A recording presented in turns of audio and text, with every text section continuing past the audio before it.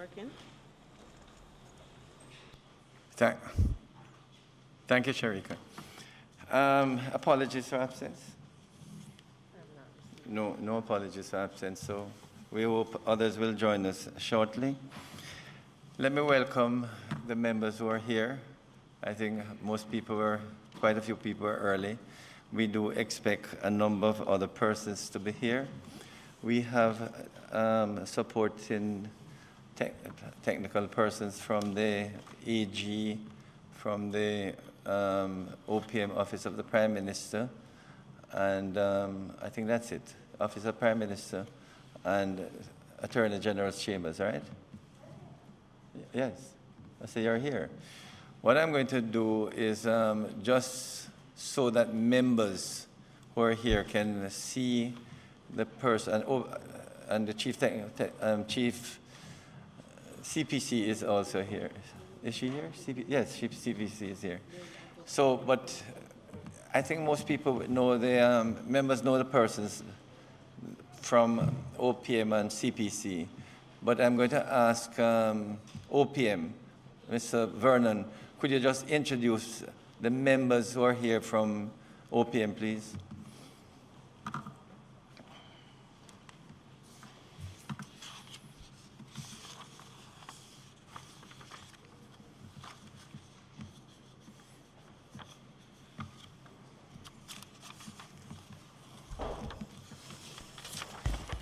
Okay, thank you, Chairman.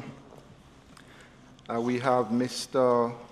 Wayne Robertson, Chief Technical Director. Just put up your hand, Mr. Robinson. Yes. We have Mrs. Sharika Hemmings Allison, and Principal Director, Office of the Prime Minister.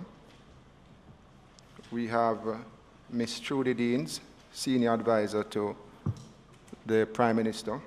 Where is she? Trudy. Here. She's coming. Oh, good. She's right here. We have Mrs. Janelle Miller-Williams, Senior Legal Officer. Where is she? Right here. Okay, fine, good. Mr. Richard Della Pena, PR Manager. Okay. Miss Crystal Paris Gamble. She's here. Great. She's not in the chambers? And she's a Jamaica House Fellow.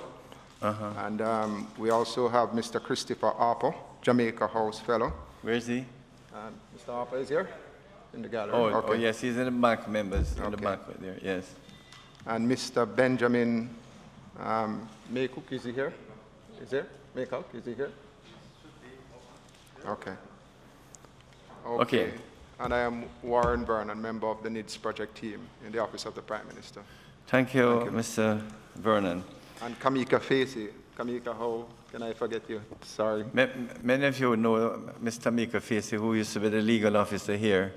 She has migrated to the Office of the Prime Minister as a legal officer for the NIDS program. Okay? Can I have a big jump? Members, I'd just like to thank you and ask those of us who were here for the last meeting if we could just confirm the minutes of the last meeting. It was a very short meeting, so I'm just going to ask for a motion for confirmation. Confirmed by Mr. Dwight Sibbles, second by Ms. Marsha Smith. Good. Any matters arising that anyone would like to raise from the minutes of the last meeting? Yes, Mr. Bunty. Just administratively, Mr. Chairman, those of us who took our folders with us, we need a copy of the minutes and the agenda.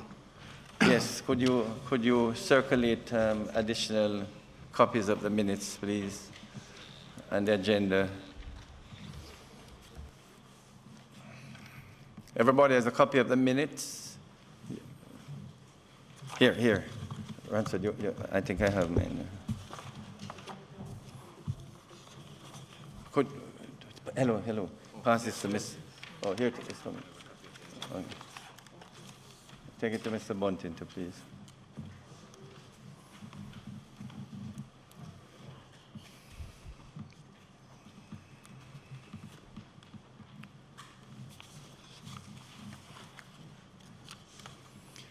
If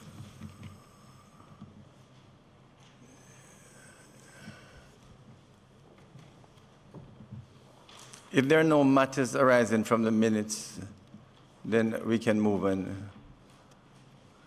Okay? No matters arising from the minutes. Members will recall that when we met last time, we set the meeting again for today, specifically to allow the Office of the Prime Minister to make a presentation, and as you can see from the minutes itself, to indicate how we are going to educate and inform the people of Jamaica as to the content of the bill. But today they're going to make a presentation, not only with respect to that, but also to indicate to us how they hope, with our permission and with our engagement, to educate and inform the people about this particular bill. I have been in touch with the head of the OPM unit for NIDS, Mr. Warren Vernon, and we have had a few discussions, and I'm just going to outline what was discussed.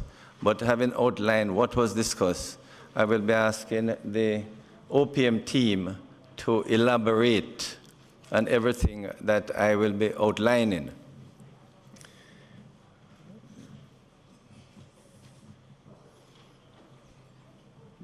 No seats? If you don't have a seat, you can sit on the, they're okay?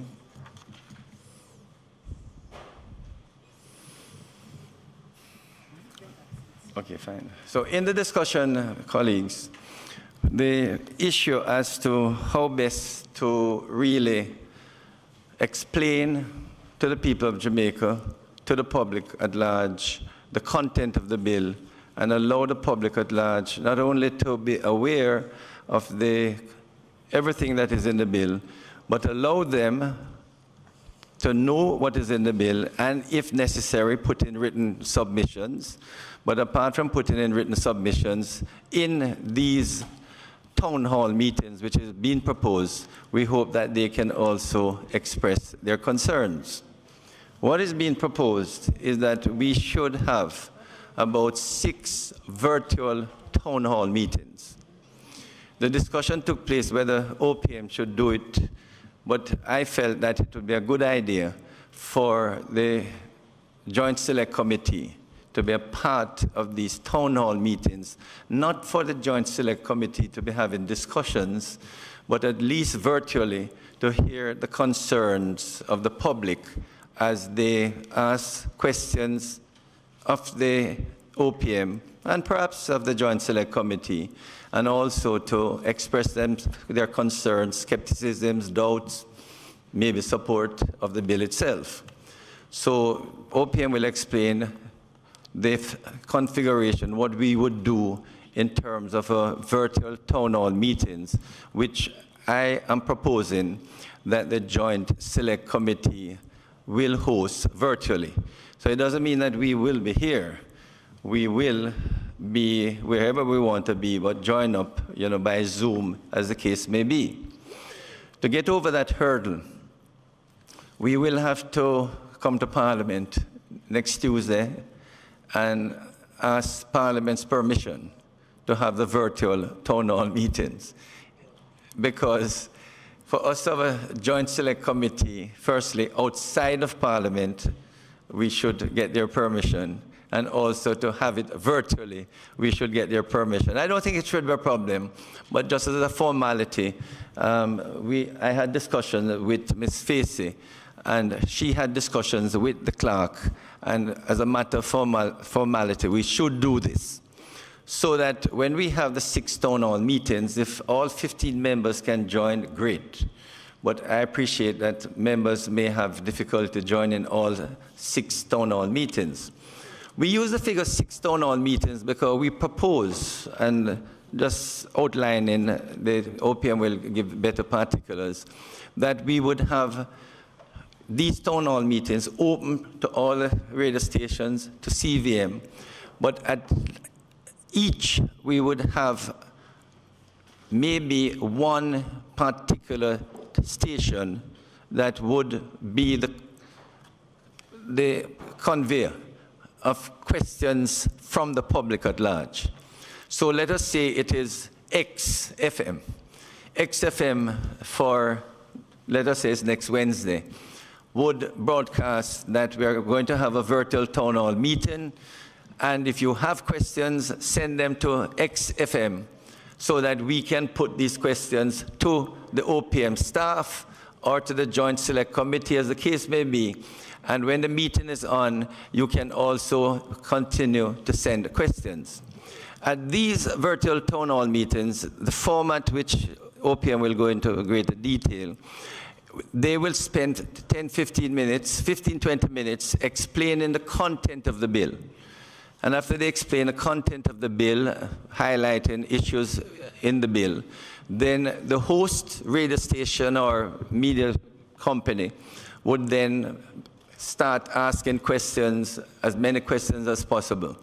But we're also going to be inviting at these town hall meetings some associations, institutions, persons who may still come and make written presentation in February or March, as the case may be.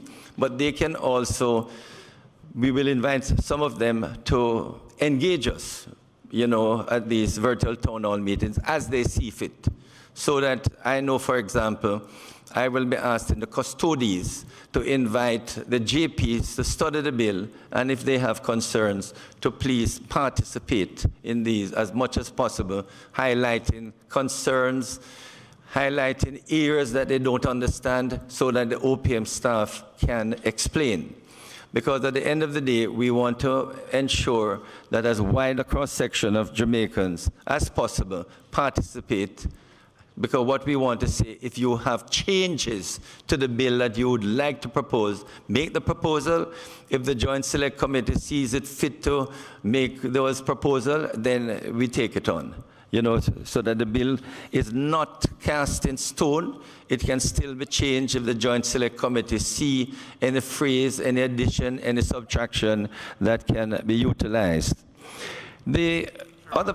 Just clarification. The town hall meetings are not a substitute for these meetings. No, not at all. Okay. Not at all.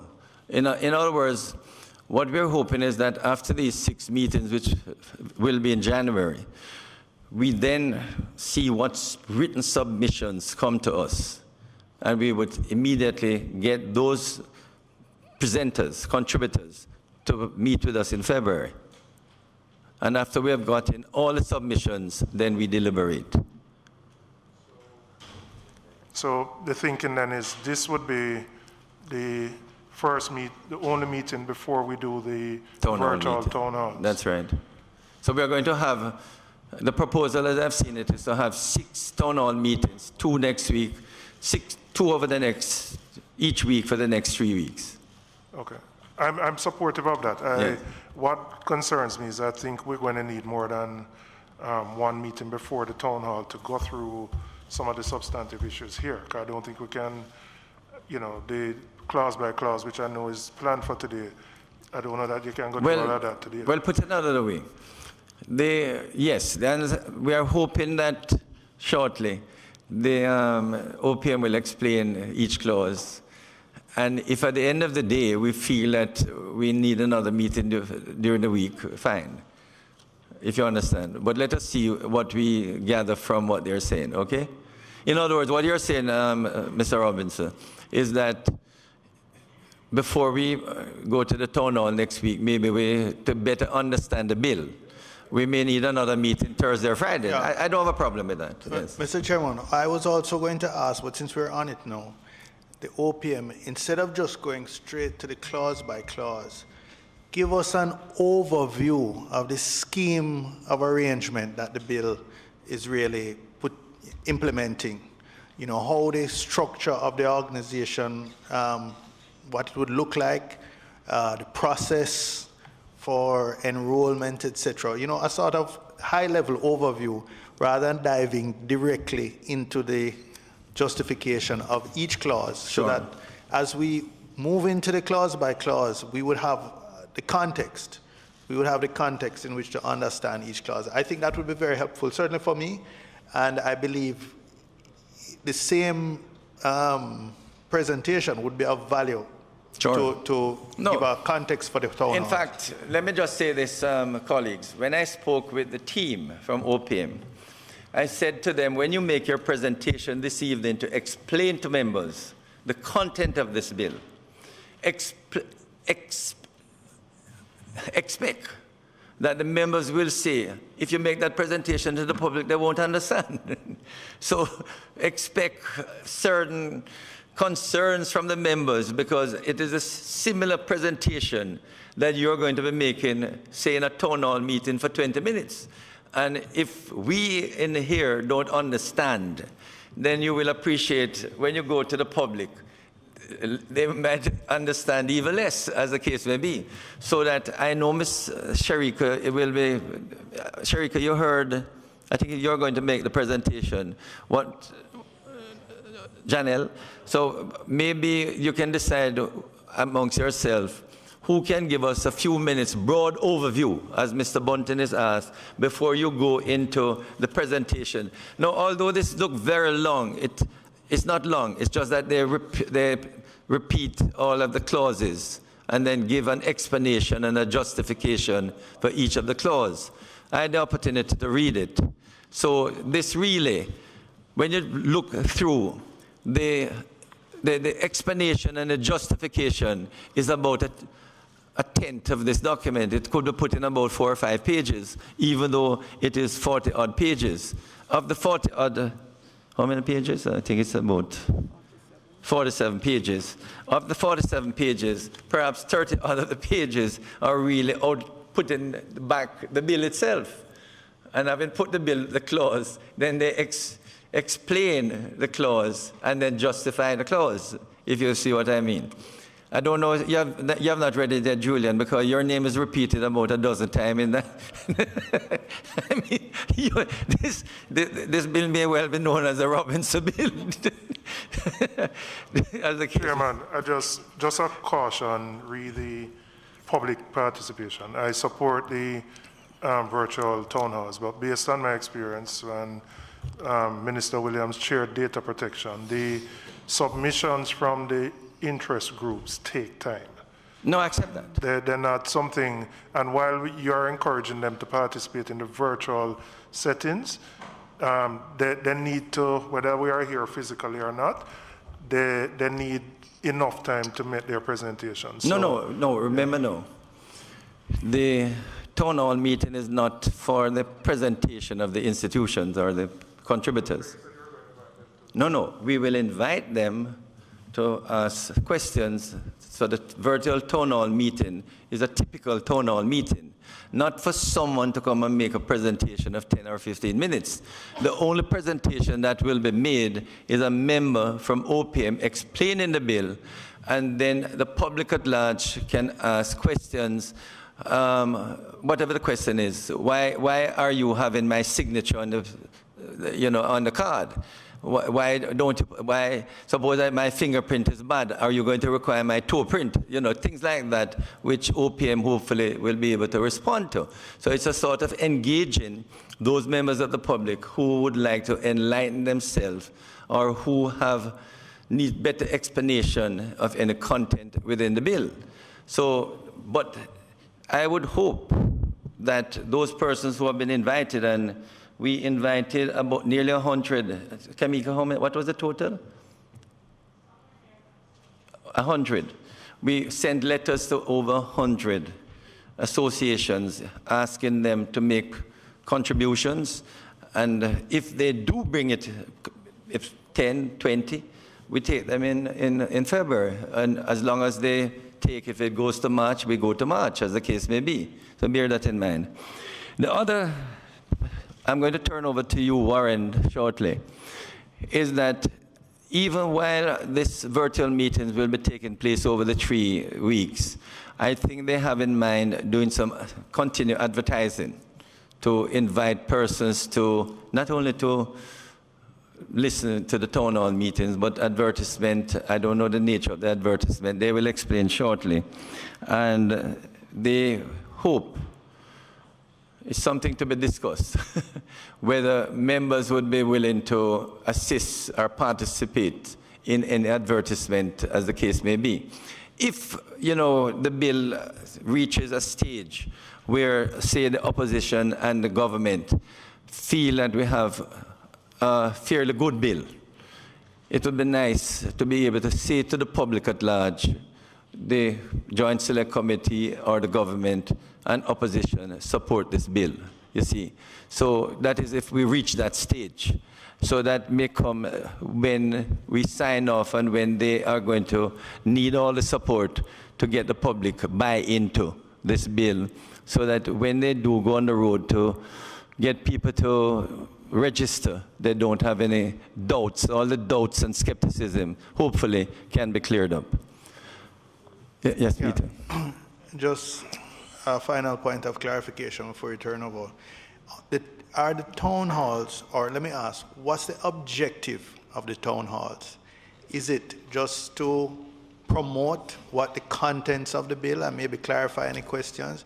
Or is it for a consultation, a genuine consultation, so that concerns, objections, proposed amendments from the public can be incorporated into the discussions on the bill and included in the recommendations? It's not because it's two quite different things. There's one thing to advertise and promote something, but there's another quite discrete element in terms of consultation, where you are open not just to giving information, but also to getting feedback and incorporating it into the product going forward. No, Mr. Bunting, you're so right.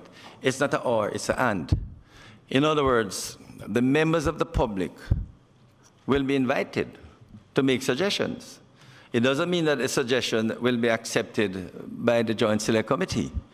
But if they make a good suggestion, then the Joint Select Committee hopefully will give it due consideration.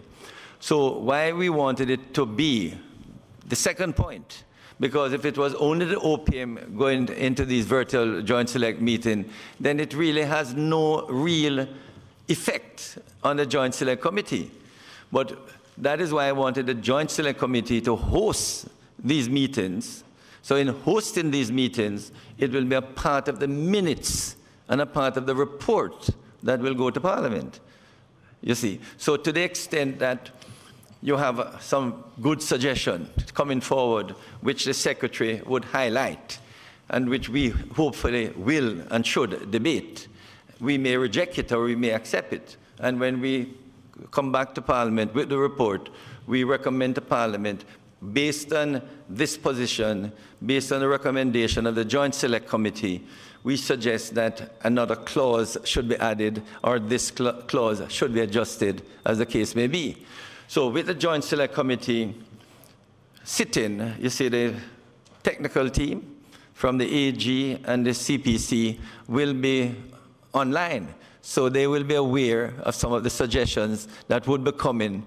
And therefore, if it is a good, compelling suggestion, the Joint Select Committee may well say to the CPC, please look at and see how that can be considered within the context of an amendment or adjustment to a clause.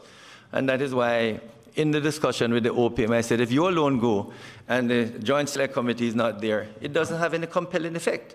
So let it be hosted by the Joint Select Committee. And that is why, in discussion with Ms. Facey, she was in discussion with the clerk, so it's going to be a Joint Select Committee sitting outside of Parliament. The likelihood is that, I'll leave it to Warren to just say how we propose these Joint Select Committee to take place. Warren, who is going to make that presentation? Okay, thank you, Chairman. So there are a number of requests. One for us to explain the planned PR campaign and the town hall meetings, but Mr. Bountin also requested an overview of what the program is about before we start the presentation. So from you, Chairman, if you could provide me with some guidance as to the sequence, whether you want us to get into the PR overview first, then we provide that summary for Mr. Bountin, and then we move into the presentation. What do you suggest? I was hoping you would, three things. say what is your proposed format for the town hall meetings, where it would be hosted, how it will be, the time, proposed times. Then after that, you could go into any additional information in terms of what, the second point, how the continued education by OPM. I think you had some ideas there, and you felt that you would like to incorporate members of the committee. You wanted to know if members of the committee would be willing to participate in that. I mean, all of that could be a part of the town hall meeting, but it might be separate. And then the end will be the overall presentation of the bill, okay? And then that would take the last part of the discussion, okay? Thank you, Chairman. So, acting on the committee's request, the OPM will now provide an update as to what we did since our last meeting to promote the bill, or in other words, to bring awareness to the public, to garner the public's participation in the process. So I'm going to ask Mr. Delapena, our PR manager, to just take us through the summary. I'm sure some of the members would have seen advertisements in the papers and also on televisions and online. Richard, please. Thank you, Mr. Vernon, and good afternoon, everyone. Based upon the committee's request at the last meeting, the OPM team would have activated phase 1 of the NIDS communication strategy.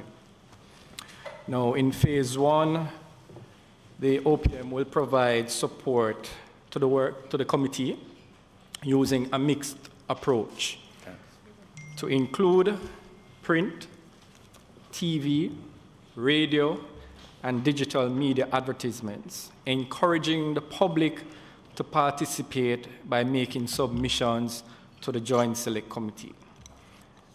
We will also have frequently asked questions on our nidsfacts.com starting Thursday, January 7th, to explain critical parts of the bill. We will have also, as the chairman would have said earlier, some virtual town hall sessions, and we will get into that some more and ask for the committee to approve or give non-objection to that. We'll ensure that there's full coverage of these sittings via social media and also live streaming of the sittings.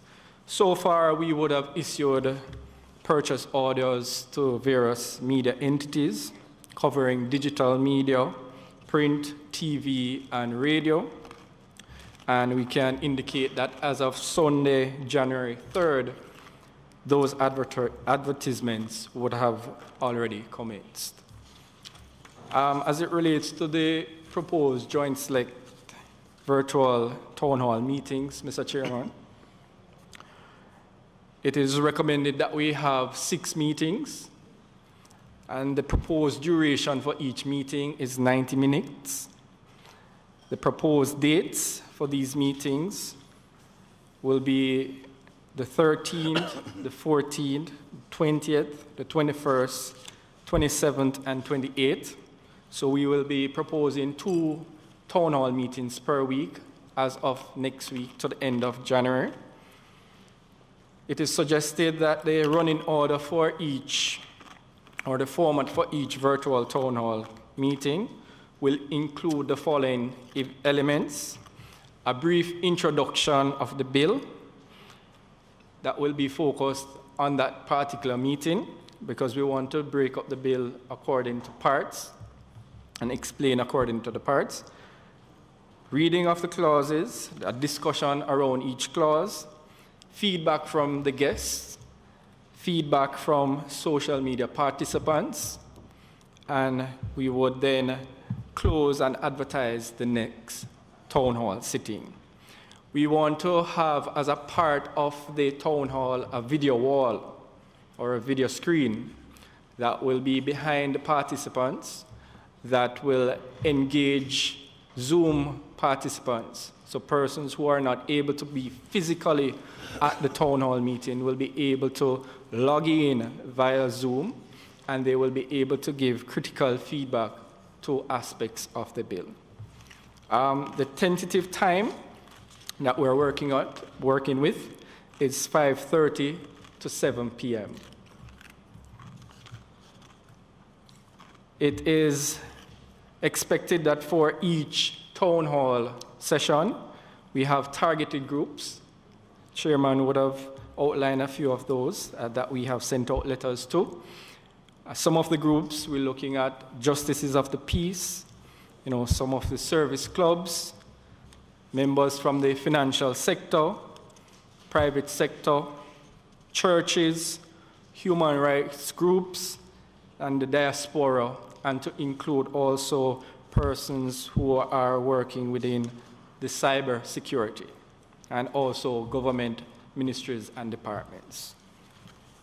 I will now hand back to Mr. Vernon for him to... Okay, thank you, Richard. There's one area that I would like us to examine. Even though we're inviting all the media at all of the town hall meetings, I had proposed, and I would like the members to consider that we have at each town hall meeting, could we say a co-host, one of the media, let us say it is XFM. So that XFM would be a co-host and would be the one who would be putting questions to the OPM and collecting questions from the listeners in that XFM. You get me? So that we don't have a situation where nobody's asking questions. We want it to be as engaging and interactive as possible. So the public, that XFM, would be initiating before the town hall meeting, urging their listeners, their viewers, to send in questions, send in concerns, so that that host can be putting those questions to the OPM so that they can respond. So that the proposal was we would select, say, 6 or, I don't know, we can put two hosts, 2 radio station, or to each meeting, but at least one, so we get XFM, whatever that XFM is, use their hosts to really ask questions and solicit questions from the public. Sorry, Julian, you wanted to ask? Based on the presentation, it would be a combination of physical and virtual. Mainly virtual. Mainly virtual? Yes. Okay. It would be a combination, but mainly virtual. In other words, I think the suggestion is because of the broadband, we're like to, can I mention, Warren, do it from the banquet hall at the OPM. So it can't accommodate more than 30 or so persons. So some people could come, but we expect that most will be virtual. So just for clarification, the bill will be divided in 6, so to speak, and each of these virtual town halls will go through one section of the bill. That's correct? No, I'm not too sure that's what it is for us to. No, I'm just saying what was proposed from Mr. Delaport. Yeah. Initially, that was what the thinking was. That's what is proposed. What my only concern with that, you see, Mr. Chairman, we're having the town hall so close to all 6 in 3 weeks. No. Let me just say this, Mr. Bunty. I think we have to deal with the whole bill at each town hall meeting. Why? Well, that's different than what Mr. No. I think, Richard, I don't think, because if you look at part 1 and part 2, there's very little in part 1 and part 2. I'm not denying that parts 4, 5, and 6 may have the real content. So I would say that, it may be that you go through the bill overall, but you concentrate on a particular section, for highlighting. But I think, Richard, it makes sense because for each radio listener, they have different listeners. So that it may be that an XFM, you have a particular type of listeners as against YFM that has another different type of listeners.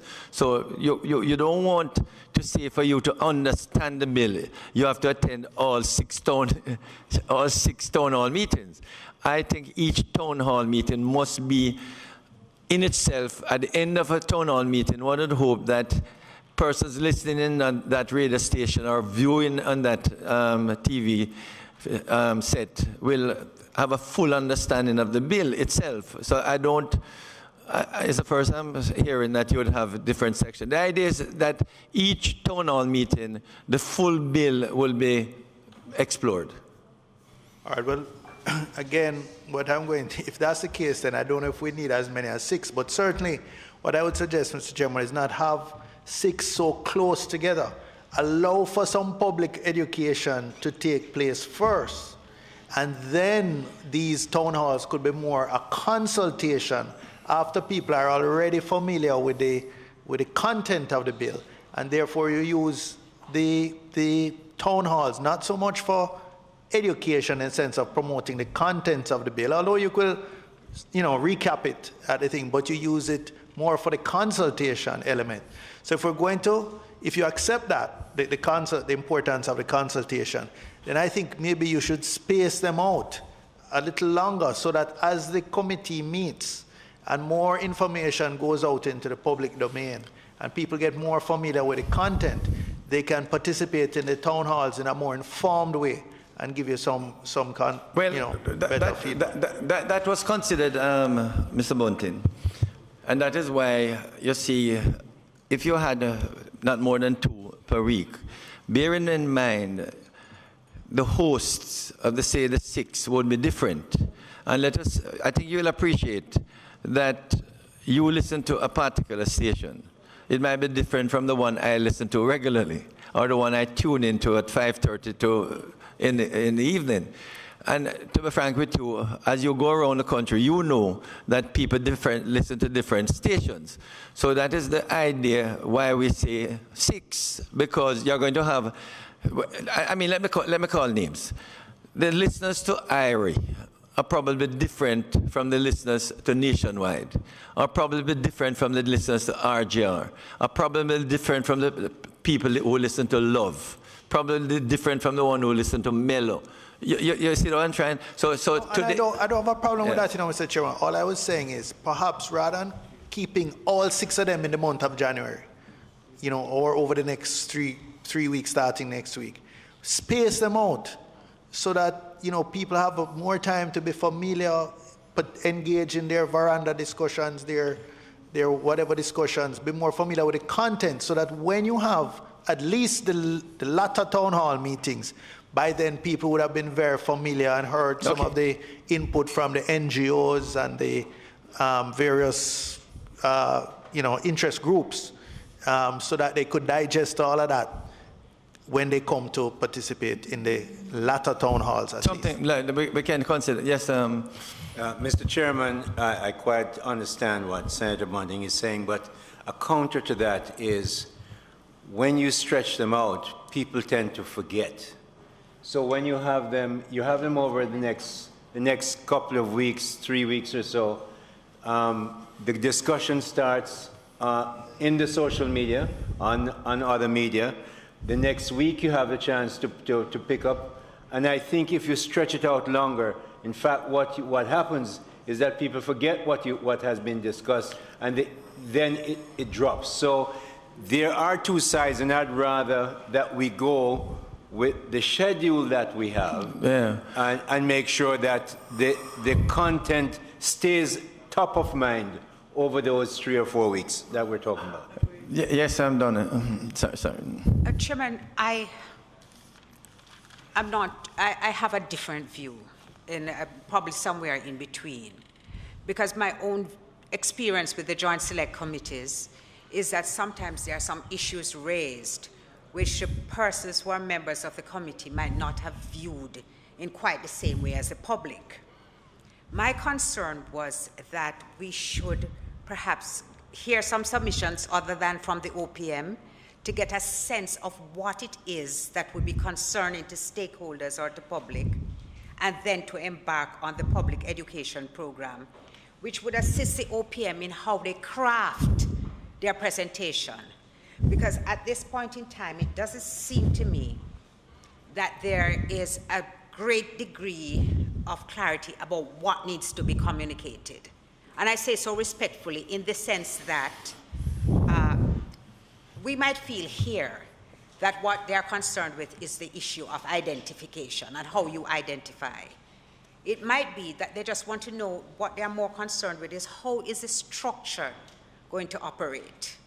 How is it going to be set up? When is it likely to start? Things like that.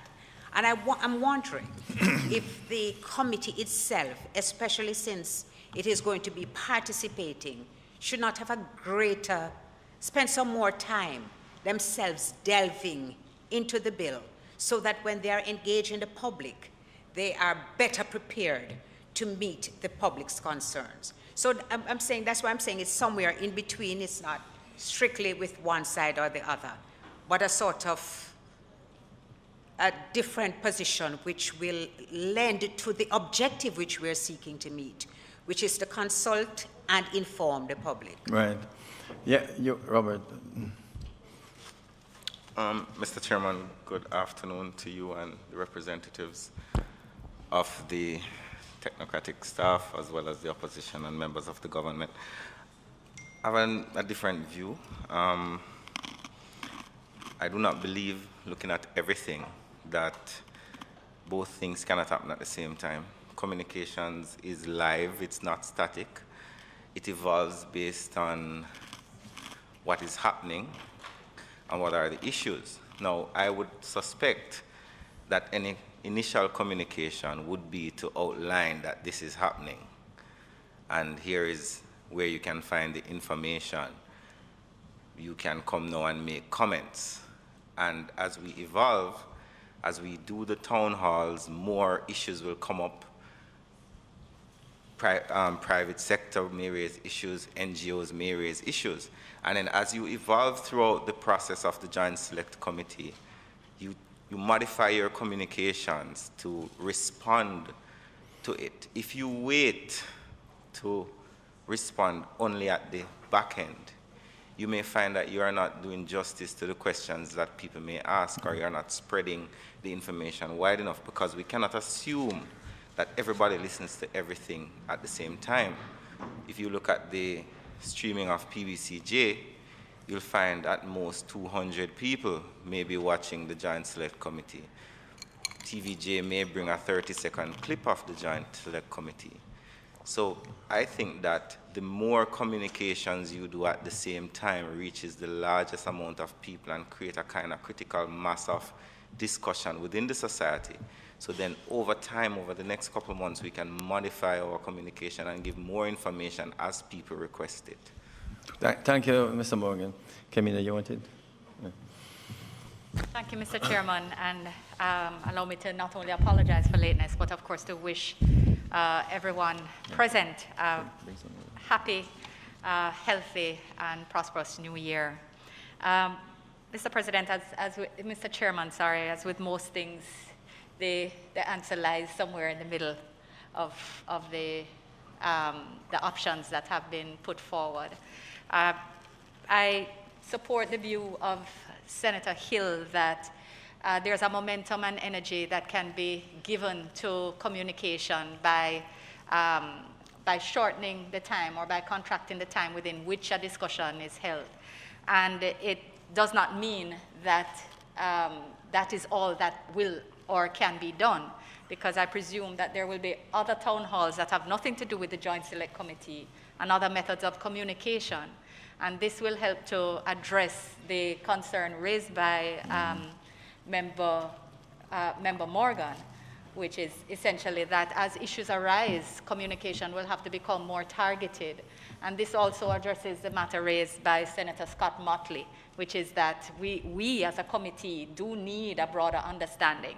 I presume we ourselves would not in any event be responding to questions from the public, but it would be the technical team who would be responding to any questions asked in the context of the town hall meetings, as we ourselves would be, in a sense, spectators and questioners as well.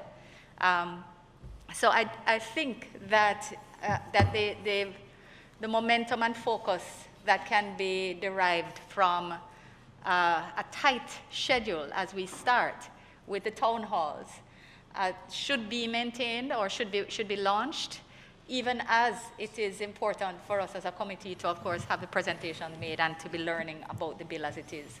I agree with you that it might not necessarily be the best approach to go by parts of the bill, yes. Because if you want to reach everyone, and if part of the aim must, and I trust that it is, to avoid the disinformation and misinformation trap through which we have all lived and which we all continue to live on different subjects, I think it's important that the communication, that as much be shared factually about the content of the bill and its intentions up front, even as we as a committee learn about it. So I think that the context, the issue of education versus consultation shouldn't be divided by time. I think those are processes that will have to be dealt with in parallel, and that we should ensure that the town halls are held in a way that will galvanize public attention and retain it, which means a short Wonderful. time period. Thank you very much. Yes, Just one final comment. I would strongly recommend, if we're going to do 6, that you try and do 3 physically. Physically? Yeah. We can't, yeah, and I'll tell you why. COVID. Because you could try and do 1 for this part of the island, 1 in the middle of the island, 1 for the west. Yeah, well, I just tell you why I believe is important. Yes. If you want the broad-based participation, if you're doing 6 in a very tight time frame, you may get the same sets of people who are going to come online for those. If you do some physically, you are reaching people who are not always necessarily going to log on. Yes, Let me try and find the middle again, which is to say that the technical team would be present virtually, and you could convene conceptually. You could convene a COVID-friendly small grouping and provide the screen. No, that's a good point. For them to see. No, But let me just, I think I wanted to address all the points, but I address yours first, Julian. It may well be that virtually all of us inside here will be on, the Zoom. The question you're asking in terms of, I had in mind, say, that if you ask persons to come to a church hall, no, you understand, but you have the screen there so that they can respond, persons who don't have Wi-Fi or persons, that is something. But the only concern with that is the gathering. Well, that's the problem, you see. So what we could do, we could certainly ask, for instance, I could ask the custodians and the church groups that when these town hall meetings are going on, that they hopefully could invite 10, 12 persons in the church hall or in the justice center or in the courtroom so that they can view. But it may be on TV or it could be on Wi-Fi, as the case may be. But you see, your idea, your idea I would support 100%, but for COVID. I would want us to go into every town and do it. But COVID is the real concern. Yes. Mr. Chairman, I have a concern. We're constantly telling people to not gather. That's the problem. When MP Julian was speaking, I saw heads of the technical people shaking from side to side, not interested in going. So we need to be careful that we don't encourage that. But the good thing about this, Mr. Chairman, is that Jamaicans are radio listeners. I'm at various discussions where the issue of gathering and the issue of hypocrisy about gathering is a constant discussion. Yeah. And so we have to be careful. Well, respectfully, I mean, are we observing COVID protocols in this house right now? Trying to. Maybe not. Clearly I'm not suggesting 500 people come into our room that can't fit that. But what I'm saying is you have to reach out to persons who may not utilize the technology and who want to participate. And it doesn't mean that everybody has to follow you everywhere around the island. Yes. They can be connected remotely and answer the questions. All right. May I just sort of sum up and say... Question just for my own clarity, since I was actually taking a note when Mr. Della Penna was speaking. So that we are not going to be taking the approach that we are going to be breaking up the bill in parts and discussing it, do a presentation around clause by clause. No. That is not how we are going to pursue it. The idea of all these meetings is that the people are, as much as possible, should understand the content of the bill. No. It won't be broken up. All right. I just want to summarize before I ask OPM to make that presentation. The question, we certainly would go ahead, Ms. Warren, with the 2 meetings next week. I think we should take a brief and see how they go and decide if we do just 1 or if we continue and do 6. And as Mr. Bunting says, maybe we need another one in February if we feel that we have not reached everyone or people are asking for more, as the case may be. But the reason for the 6 is to go full blast so that as wide a cross-section of the populace listening to different radio stations will know some of the content of the bill. So if we need additional town hall meetings, even face-to-face, Mr. Robinson, if people are asking for it, the likelihood is that, we will look at that. But these 6 virtual town hall meetings is to ensure that as wide a cross-section of the Jamaican public can be engaged and can at least hear some explanation of the content of the bill, which OPM is going to do now. And as we say, those who are late, if we're inside there are not fully understanding within the hour the content of this bill, we may well have another meeting this week so that we get a full understanding of the bill before we go to the town hall meeting next week, Wednesday. So I think it's Celeste. You're going to start? All right. So if that is okay, can we ask OPM now to make their presentation? Who is that? Janelle, you're going to say. Thanks, Janelle.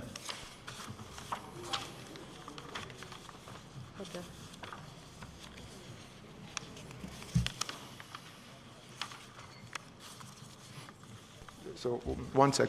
Chairman, we know Mr. Bountin asked for an overview earlier. Right. But what we are proposing, based on how the presentation is structured, is that most of the issues that were raised by the members, we have points within the presentation. So when we get to those areas, we could expand on it, Mr. Bountin, and in order to provide the context that you asked for. Would that be okay? Before the bill was drafted, a brief would have been provided to the CPC or whoever the drafters were that would sort of give an overview of what they're trying to achieve. All I'm asking is that you give us that before we dive into the details of the clause by clause. Just the overview in terms of your objectives, the structure that you envisage that will achieve that objective, and the process that the public will go through to participate in the enrollment, etc. So, as we discussed earlier, based on your request just now, I'm going to ask Mrs. Hemmings Allison to just take us through the policy objectives, and I am also going to quickly from memory provide an overview of the program, and then we're going to go straight into the presentation. And while we're going through the presentation, we'll provide further details. For example, issues concerning the governance structure for the organization, the enrollment, or the organization will be structured, the entire program, how it will work, and the benefits of the program.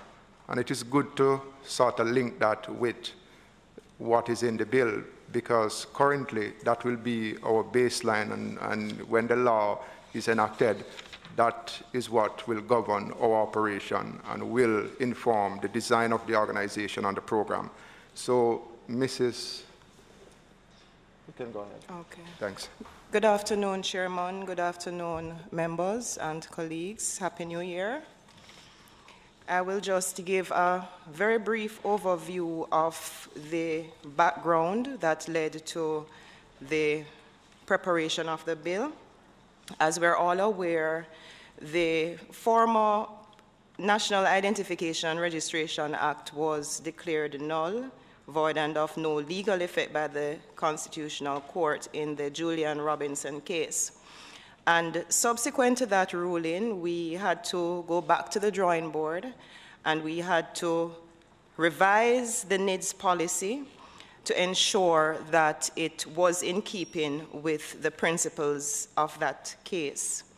And so to give effect to the policy, the bill is before us, but I'll just say what some of the key provisions are. But before that, Chairman, I just want to point us to the fact that the national identification system is envisaged to advance significantly the delivery of more efficient services, reducing transactional bureaucracy, and improving the quality of public services. And I think it's important to point out to this committee that the occurrence of identity theft and financial crimes is on the increase in Jamaica. And permit me to provide you with some statistics. So the PICA, for example, reported that a total of 2,499 passport fraud cases were detected and prosecuted during the period 2009 to 2019. And the data shows the movement from 228 occurrences in the year 2009 to 317 in the year 2019. And additionally, the RGD, the Registrar General's Department, reported that 1,072 cases of forged birth certificates were detected by the agency between 2010 and 2018.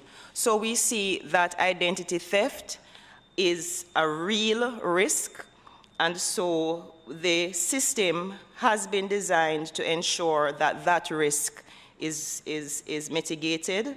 So in terms of, for example, so the system will achieve the purpose of creating a robust identity system for the benefit of the individuals. So in terms of the vision can succinctly be put as one person, one identity, and the mission is to facilitate the establishment of a secure national identification system that supports reliable and robust identity verification and authentication for every enrolled citizen and person ordinarily resident in Jamaica. And so with this in mind, we anticipate that it will strengthen identity security and cybersecurity and will also simplify bureaucracy. So some of the goals, enrollment, data collection, and I think data security, data access, and so on, and I think Mr. Vernal will venture into a little into that. And in terms of, for example, the guiding principles, protecting the identity information of every person is a shared responsibility between the government, citizens, and residents.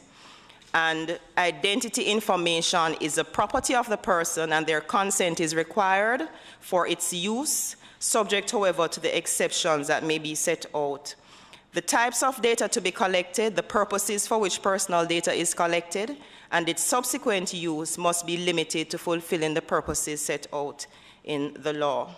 And only the prescribed biographic and minimum biometric data will be taken. So those are some of the guiding principles. In terms of the legislative framework that Mrs. Miller-Williams will venture into in more detail, I just want to point out that the legislation will contain the establishment of the authority, its functions, its powers, and related matters, the scheme for the enrollment of individuals and for the establishment of databases to store their information, sanctions comprising of both fines and custodial sentences for breach of provisions of the Act or any other relevant enactment, the oversight mechanism for regulation and control of the authority, and the information in the databases.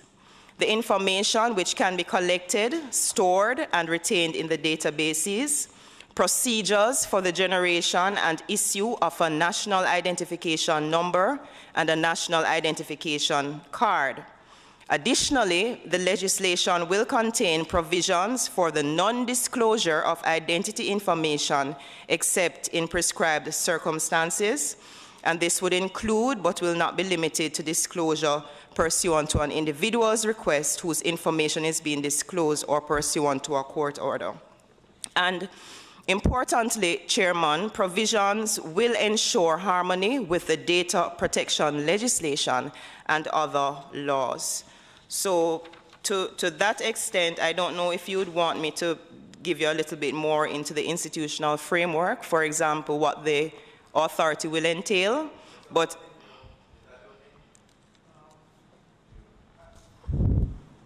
you're okay with that, or you? I was really hoping to get a little more on the structure. The institutional framework. The institutional framework, no yes. problem. Okay, so the bill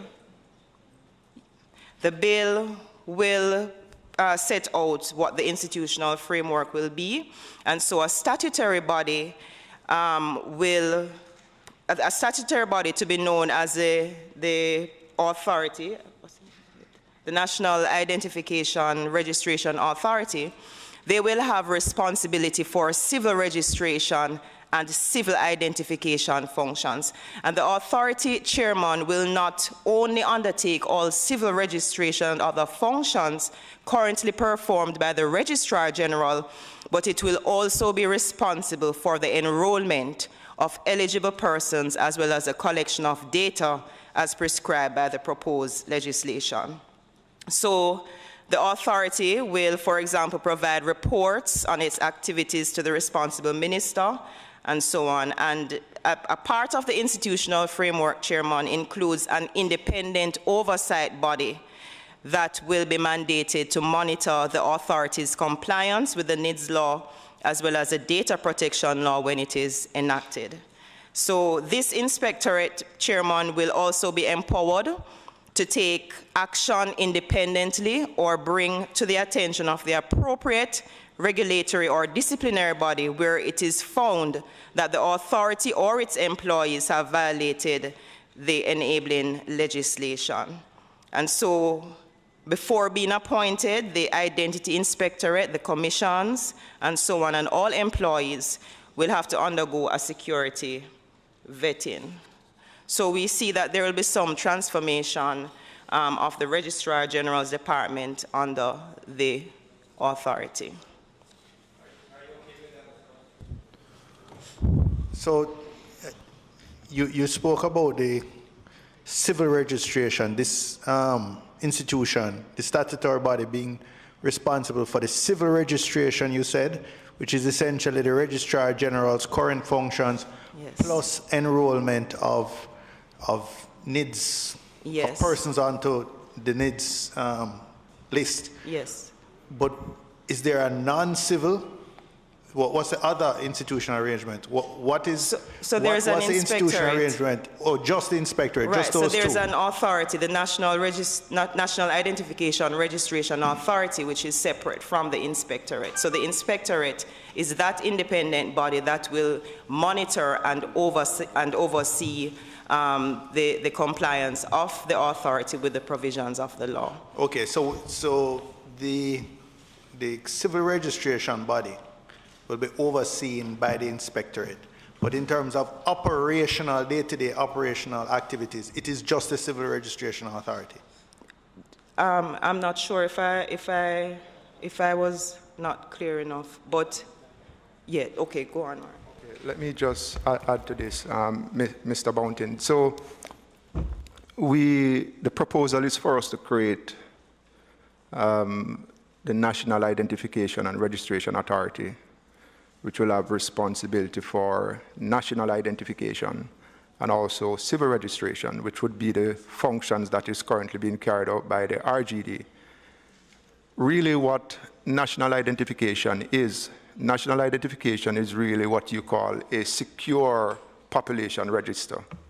If you look at civil registration currently, because there is no biometric at all connected to your civil registry, it is insecure. And if you look at the environment in which we operate now, anybody can request a copy of your birth certificate. And if you look at a deceased person, there's nothing preventing someone to really take on the identity of a deceased person.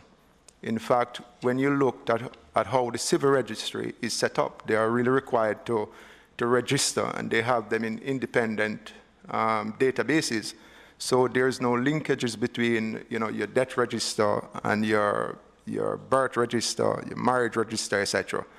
What we're trying to accomplish here is to create an environment because they are related. And when you look at how these organizations are structured globally, the relationship between your secured population register, which is one that is enabled by biometric, and your civil register is very close because your civil events, and let me give an example.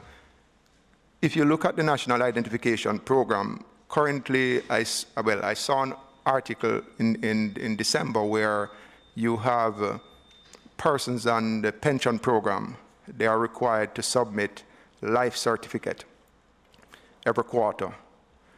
When you connect or you provide the linkages between civil registry under this one organization and your secure population registry, which is enabled by biometric, what will happen here is that you can eliminate the need for a life certificate. And what do I mean by that?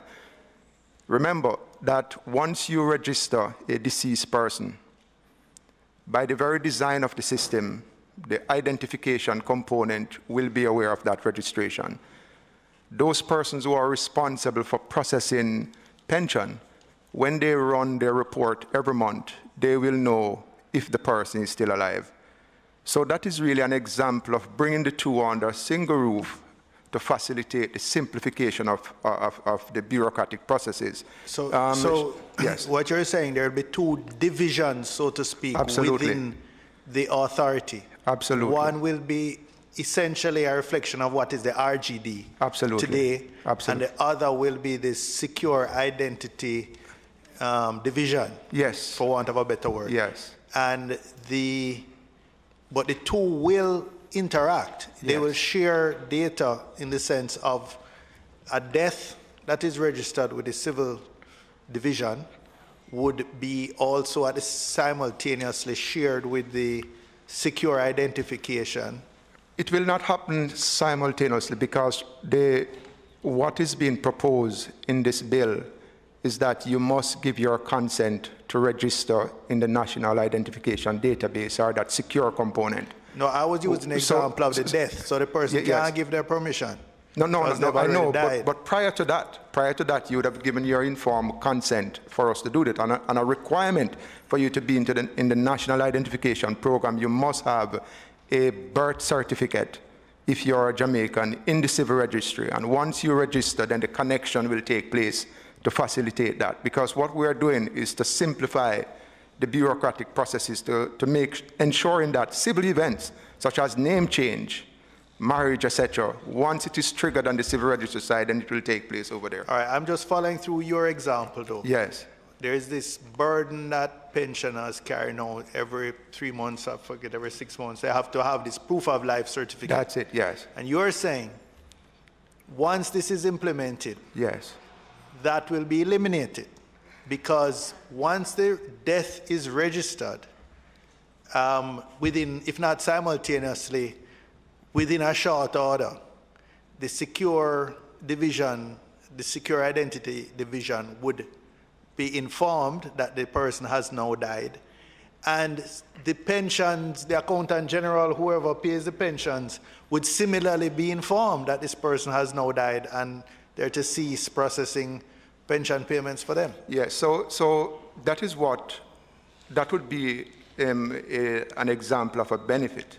But the issue is that we still need to do work in those entities that are responsible for processing pension, because they would have to update their systems.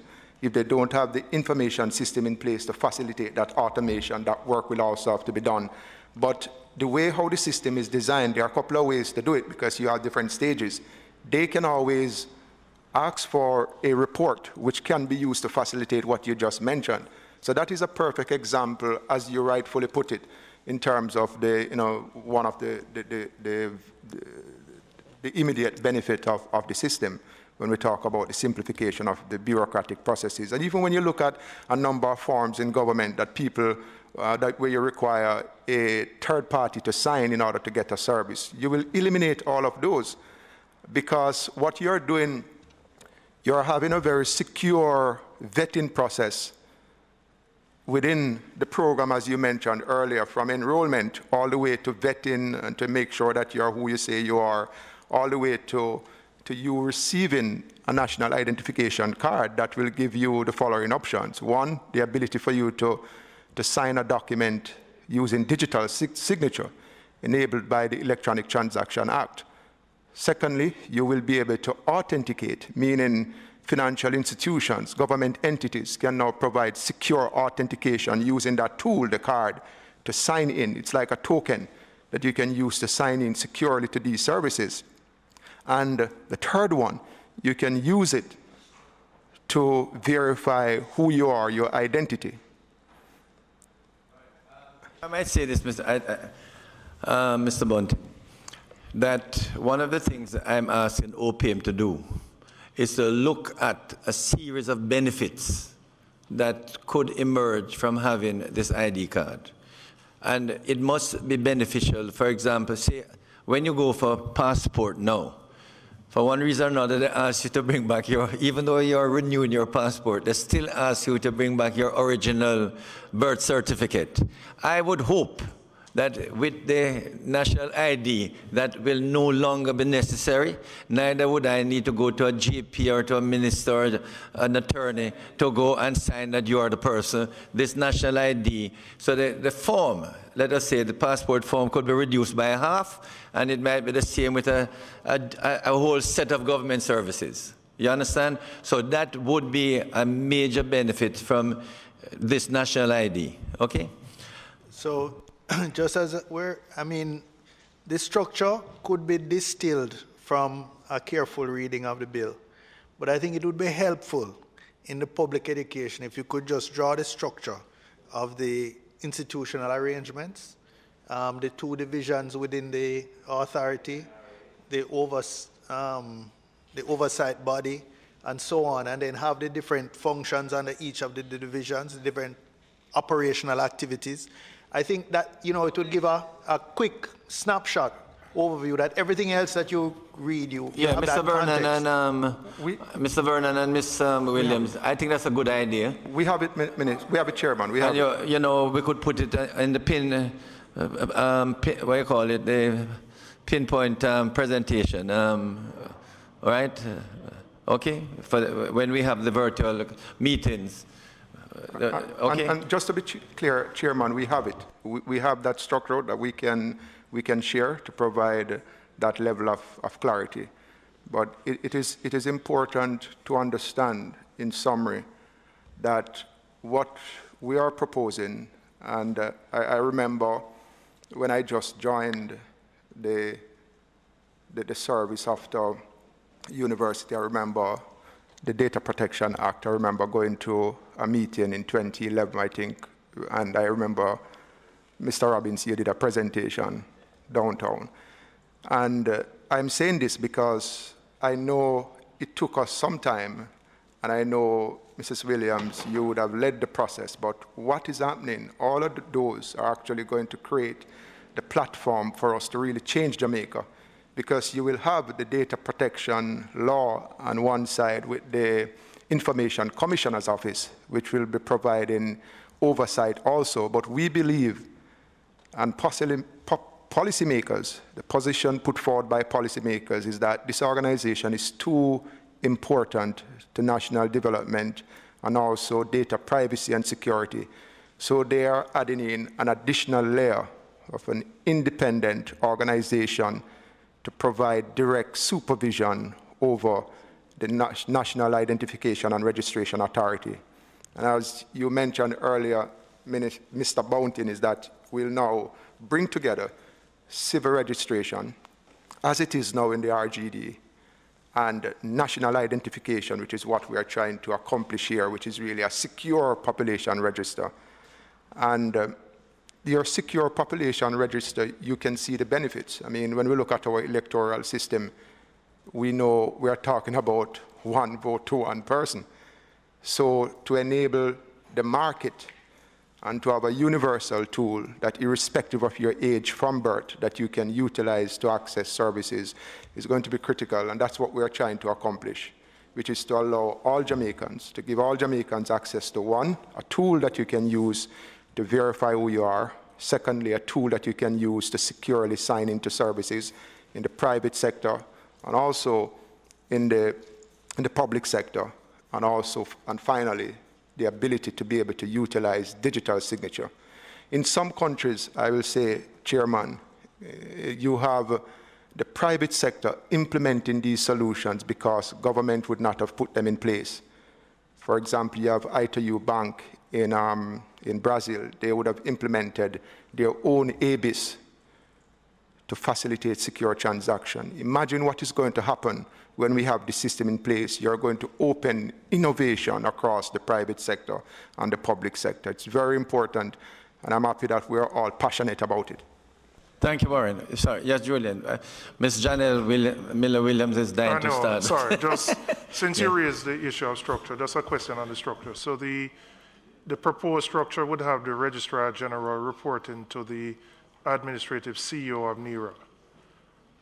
Is that what is proposed? Okay. Isn't there going to be a conflict with someone who is appointed by statute under the Registration Act up reporting to an administrative head? Or should I hold that for your presentation? All right, let me hold that. All right. We're going to have a presentation now by Mrs. Janelle Miller-Williams.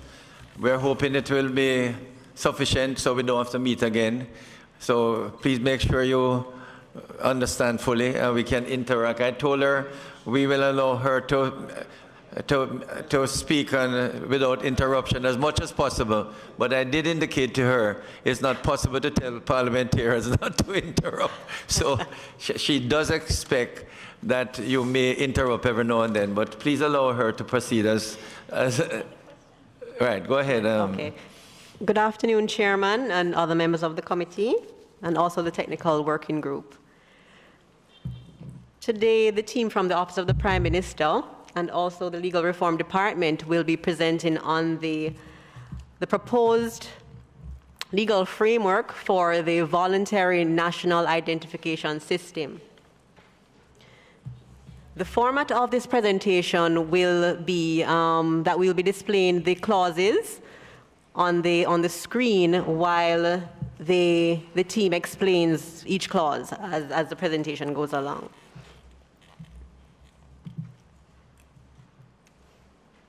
So I will start off with part one, preliminary.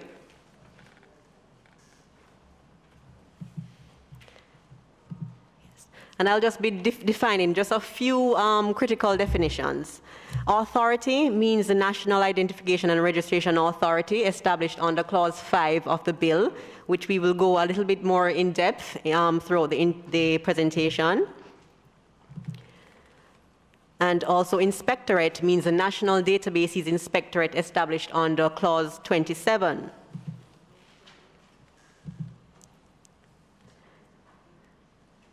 The National Identification System means the National Identification Databases in which all identity information is stored. All identity information collected by the authority is stored. And identity information means the biographic, biometric, and numerical information that may be collected. The system also includes the national identification numbers. And these are unique numbers that are assigned to each enrolled individual. The national identification cards are also cards issued to each enrolled individual. And also the system means the processes, the storage procedures, plans, and measures and other associated elements for the enrollment of individuals, the verification of their identity, and the authentication of the national identification numbers and the national identification cards. Clause 3, objects. The object sets out the underlying purposes of the legislation. The objects of this bill include, or are, 1, to establish a national identification and registration authority, having responsibility for civil registration and national identification system, and also to provide for the enrollment of Jamaican citizens and persons ordinarily resident in Jamaica. To also establish the national identification databases, to establish the civil registration databases consisting of all information collected for civil registration by the Registrar General, and to provide for a unique national identification number to be assigned to each enrolled individual, and to provide for a card, the national identification card, to be issued to each enrolled individual, to also prevent identity theft and other forms of fraud with respect to identity information, and to provide for the functions of the Registrar General by an office established within the authority under the total management and control of the authority.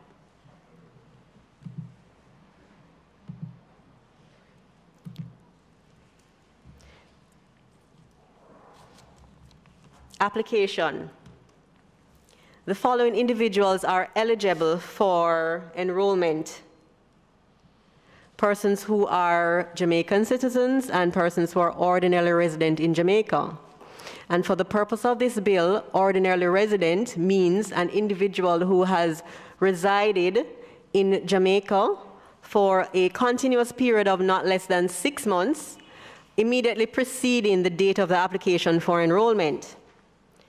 And also, or I should say, or if the individual is in Jamaica based on a grant of leave for the purpose of study. Part 2, the National Identification and Registration Authority.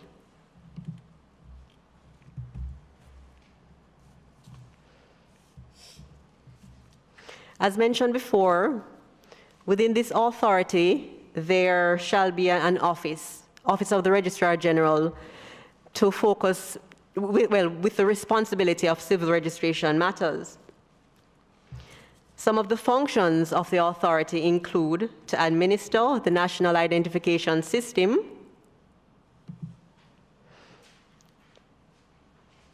to carry out the functions of the Registrar General, to also develop systems and protocols for the security, secrecy, and safeguards for protection and confidentiality of information stored in the national databases, to develop policies, procedures, protocols for collection, processing, storage, authentication, and verification of information in the national databases in conformity with the Data Protection Act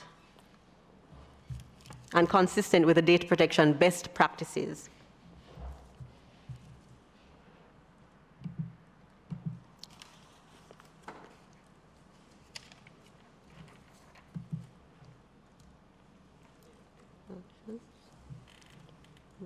In terms of an offense, a person commits an offense if they willfully obstruct the authority in performing its functions.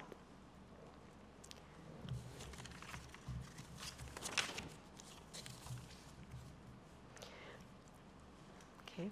Board of Management. Clause 6 establishes a board of management responsible for overseeing the general administration of the authority.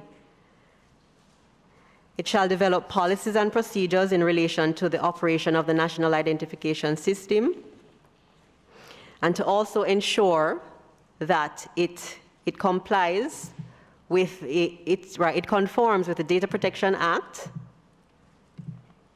the Financial Administration and Audit Act, and all applicable financial instructions issued by the Financial Secretary, the Public Bodies Management and Accountability Act, and other laws relevant to the management of public bodies or the protection of identity information. The board is also responsible for monitoring the performance of the authority in respect of performance targets and service standards, and to review, evaluate, and approve financial statements and major expenditure proposals of the authority,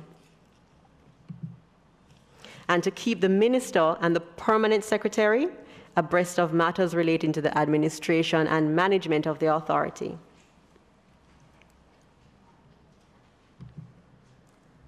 Part 3.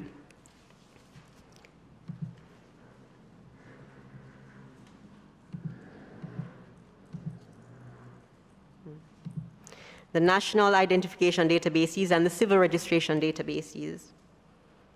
The national databases consist of the national identification databases and the civil registration databases. The national identification databases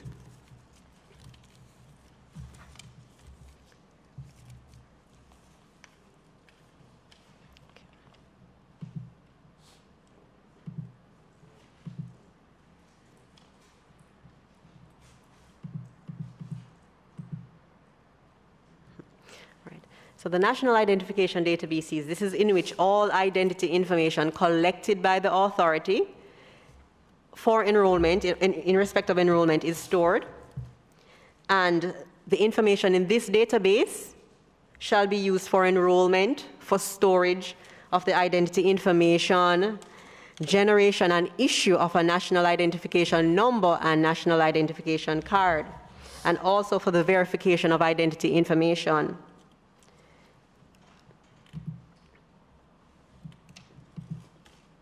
The civil registration databases, this is in which information kept by the Registrar General for the purpose of civil registration, and it shall be used only for the generation and issue of such certificates and other forms of evidence of civil registration.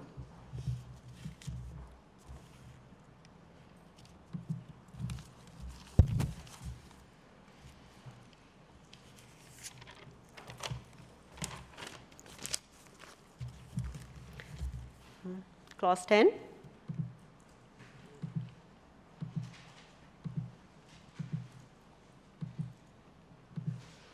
Enrollment. An individual can make an application to the authority for enrollment free of cost.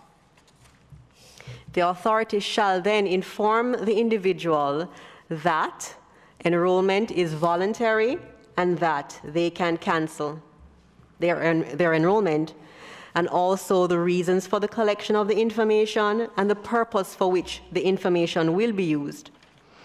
Also, that they're entitled to access their information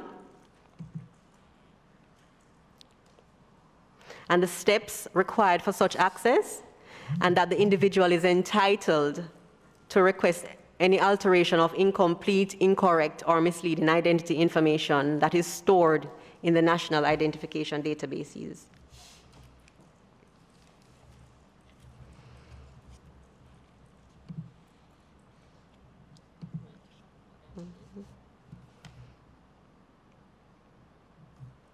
Right. If an individual is younger than 18 years, a parent or guardian can make the application on behalf of that individual, as well as if the individual has a mental disorder, a nearest relative can apply on behalf of that individual.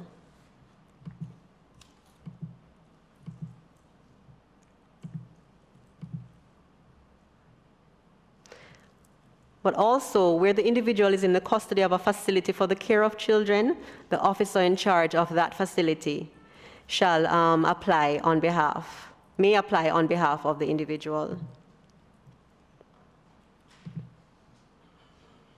And in the case where the individual is an inmate of a correctional institution and wishes to apply for enrollment, the officer in charge of the institution shall facilitate the process, the application process.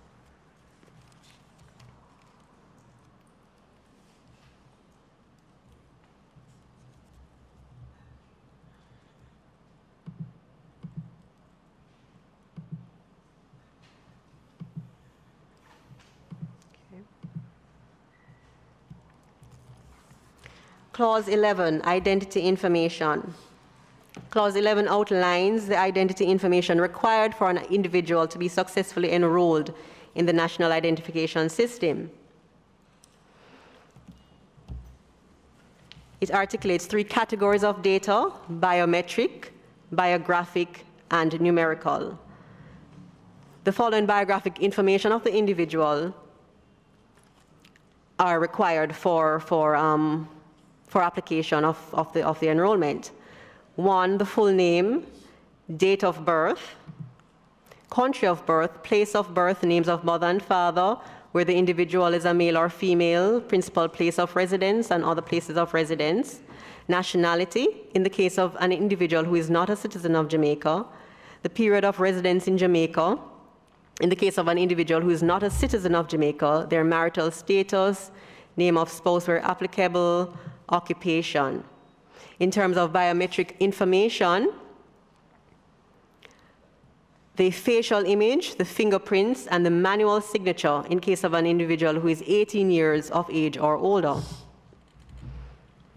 In terms of reference numbers that are, where applicable, the individual shall submit the TRN, driver's license, number, the passport number, NIS, the path number, electoral registration number, right, and the electoral registration number. In the case where the individual is unable to supply any one or more of the items of identity information listed, then the authority may determine, based on the information that they're supplied with, if it is sufficient enough for enrollment.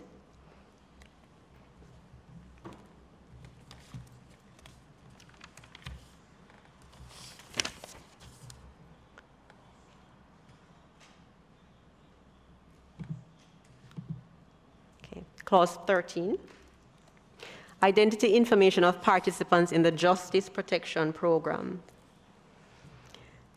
When the authority receives a notification under the Justice Protection Act concerning the identity of an enrolled individual, the authority may act in accordance with such procedures as agreed with the administrative center.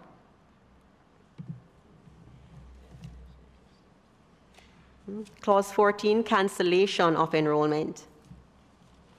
The authority shall cancel enrollment if the authority becomes aware that the individual is not eligible for enrollment. And also the individual can request in writing that the enrollment be canceled. Also, the authority may cancel if the identity information stored is inaccurate.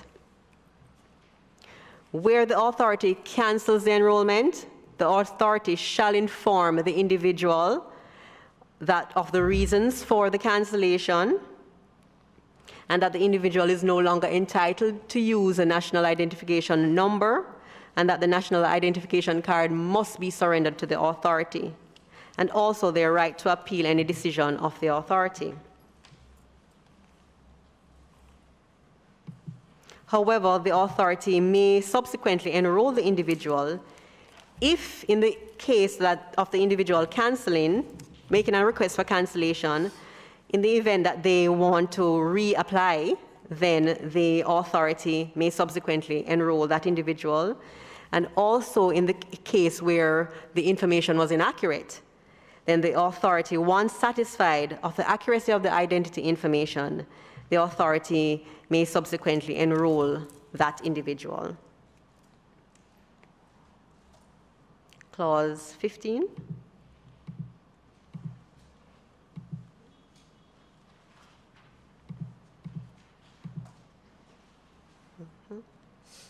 The national identification number. The authority shall assign a unique identification number, known as a national identification number, to each enrolled individual. This number is randomly selected, and it's also permanently assigned to the enrolled individual unless cancelled, and shall not be assigned or reassigned to another individual during the lifetime or after the death of the individual who it was assigned to.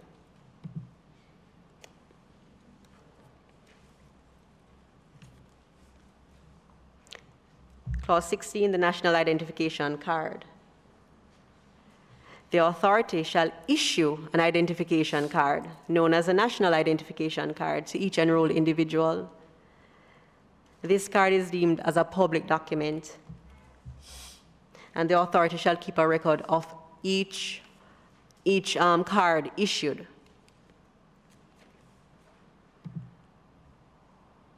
Also, the card shall not be transferred to another individual. And the issue of the card shall not be treated as conferring any right of citizenship or proof of domicile of an individual.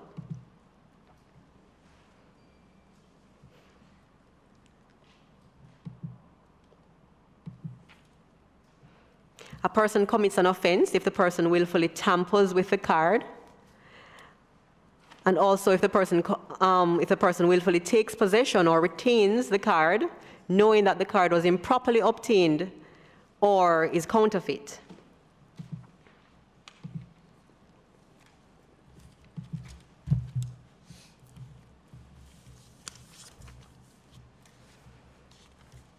Clause 17, use of the card. An enrolled individual may use a card as a means of proving that individual's identity and also as a means of facilitating transactions between that individual and any other party we're agreed between the individual and the other party.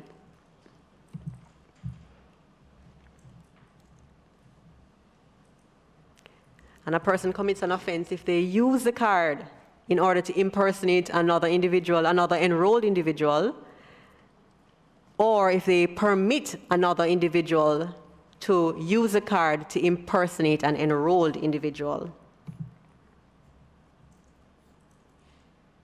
Period of validity, clause 18, period of validity of the national identification card. The first time the card is issued to an individual, that card is valid. In the case, if the individual is younger than 18 years of age, it shall be valid for 5 years. If the individual is 18 years and older, but younger than 60, the card shall be valid for 10 years. And if the individual is older than 60, the card shall be valid for 15 years. Clause 19, the content of the validity of the national identification card. This clause provides for the content on the back and the front of the card, of the national identification card. The information on the front shall be the national identification number assigned to the individual, the name of the authority, the name, date of birth, facial image, and manual signature of the individual, and also the nationality of the individual. On the back of the card, the information to be placed on the back of the card shall be the parish or place of enrollment of the individual, the date of issue of the card, and also the date of expiry, the card control number, and the category of enrollment, meaning if the person is a citizen or ordinarily resident in Jamaica.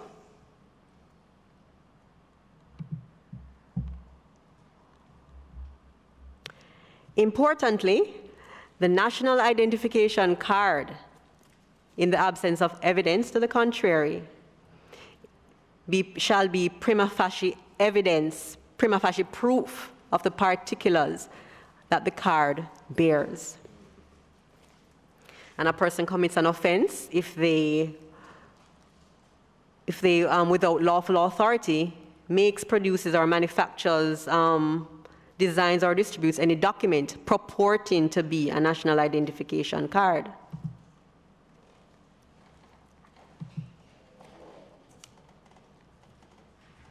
Clause 20, cancellation of the national identification card.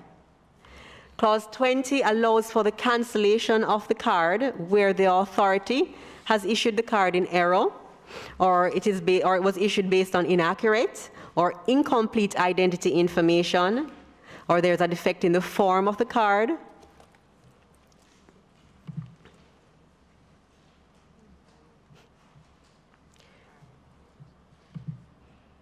Okay, right. Or the minister with responsibility under the Jamaica Nationality Act has caused a declaration of renunciation of citizenship of Jamaica made by that individual, or under that act deprived the individual of citizenship of Jamaica, or the minister with responsibility under the Immigration Restriction Commonwealth Citizen Act has revoked the leave of that individual to remain in Jamaica.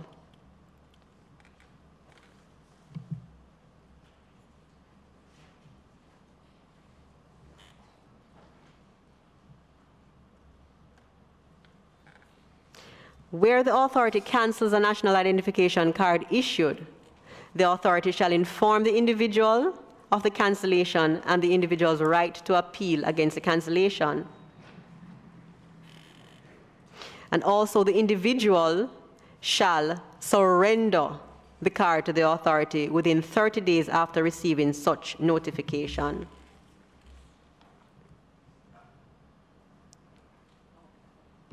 Clause 21, reissue of the cancelled. Just 1 second here. Does the card have the fingerprint on it? The card has, no. It won't have the fingerprint on it? The card. Just to clarify your Chairman, the policy position is that your fingerprint will never be shared. We're just using the fingerprint to ensure that you have a unique profile. However, for authentication, a pattern of one of your fingerprint, not the full print, will be stored on the card. Because the intent here is that your fingerprint will be stored offline in a secured environment, not shared with anybody, or you always have your fingerprint on your person. Meaning that pattern on the card, you will be able to use the card to authenticate to a service or to verify who you are using the match on card capabilities. So one fingerprint will be on the card? Not the full print, just a pattern. A pattern. Just a pattern sufficient to authenticate who you are, unique to you. So it's not the full print. And, and it's important to mention here that your fingerprints will be kept offline in a secured environment. We're using it to ensure that we have one person to one identity, similar to one vote to one person. That is the intent. Through you, Mr. Chairman, Mr. Vernon, as you go through the bill, and I looked at it, it's not mentioned that the partial fingerprint will be on the card, or did I miss it? You have just added something to the card that is not in the bill under the particular clause of the card. So I'm just raising that so you can look at it and make an adjustment if you have to. Yes, absolutely. And the intent of this exercise is really for us to get feedback. We know when this process is finished, we expect to have a stronger bill. Yes, it's just good. So we are noting that. But it's also important for us to talk about the framework behind what we are trying to use to secure the solution. Yeah, and I know the database has it, but the card doesn't. Thank you. Sorry. So you're saying you would be able, based on the print, the image on the card, to verify somebody's identity? Yes, that is what is being proposed, because the intent here is that you don't want to share the person biometric with anybody at all. In other words, you own your biometric. It's always on your person. You have full control of it. It is only being used by the authority to ensure that you have a unique profile. But there is also another benefit for us to consider, which is match on card, where you use just the pattern from one finger stored on the card for authentication to allow you to sign into a service based on who you are, meaning that you wouldn't be able to have someone signing into your bank account as you, for example, or signing into a government service as you. If you want to sell your motor vehicle online with the government, once you authenticate using that pattern, we know it is you behind the computer screen, things like those. I can see the benefits. I just wonder about the risk and whether having examined those risks in terms of the potential of theft of card, loss of card, and the misuse of that data, whether it overrides the benefits. It's just something to consider. Well, there are major security protocols in place. In fact, we are going by the International Civil Aviation Organization standards too, that, you know, they would have outlined standards for e-passport, which is used globally by these international companies that implemented those solutions. But the key behind it is really the public-private key infrastructure. So we are going to be relying heavily on the public-private key infrastructure to provide that security framework for the solution, linking not only with digital signature, but also those certificates for security reasons. In other words, your card is like a token. Okay, continue, Janelle. Okay, thank you, Chairman. Clause 21, the reissue of cancelled national identification card. Clause 21 allows for the authority to reissue the card if the conditions that cause the cancellation no longer exist. Clause 22, obligation to surrender the national identification card. The individual shall surrender to the authority the national identification card in that individual's possession if it does not belong to the individual, if it appears to have been lost by another individual, has come into the individual's possession by inadvertence and without the knowledge or permission of the individual to whom the card was issued, or has expired, has been mutilated, unusable, or belongs to that individual but was previously reported lost or stolen, and the individual has reasonable cause to believe that the card has been issued in error.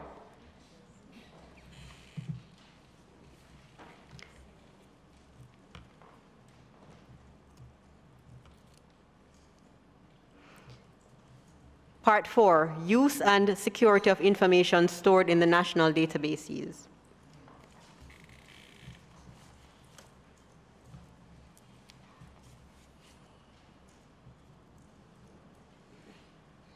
Okay.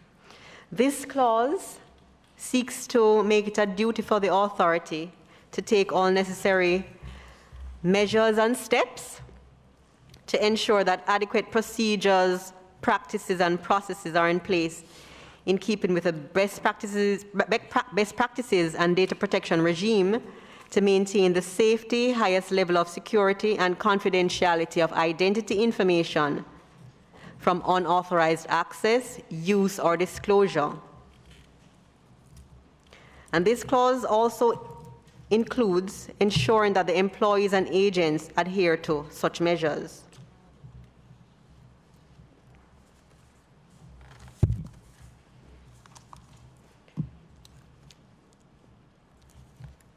Clause 24, disclosure of identity information. The authority shall not disclose identity information stored in the national identification databases, except in accordance with the request of the individual concerned, or in accordance with an order made by a judge, or otherwise provided by this bill, act, and any other law.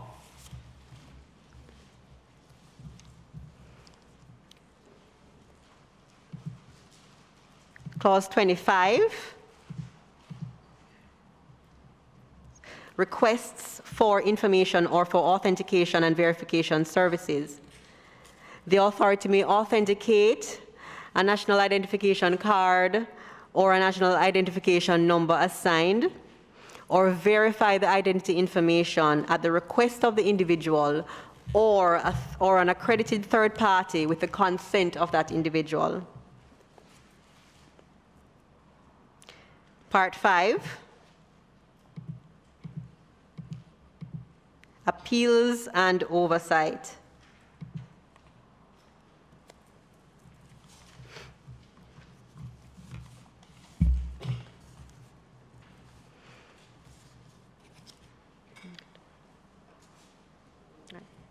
Okay.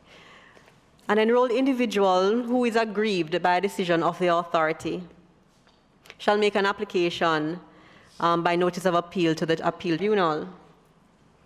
And in turn, the appeal tribunal may dismiss the appeal and confirm the decision of the authority, allow the appeal and set aside the decision of the authority, vary the decision of the authority, or allow the appeal and direct the authority to arrive at a fresh decision on the matter.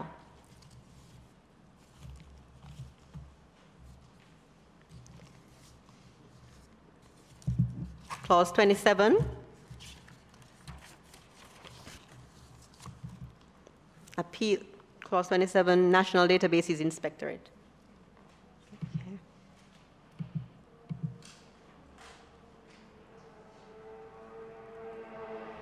This bill introduces an independent oversight body known as the National Databases Inspectorate, which is empowered to conduct inspection, audit, and direction of the authority.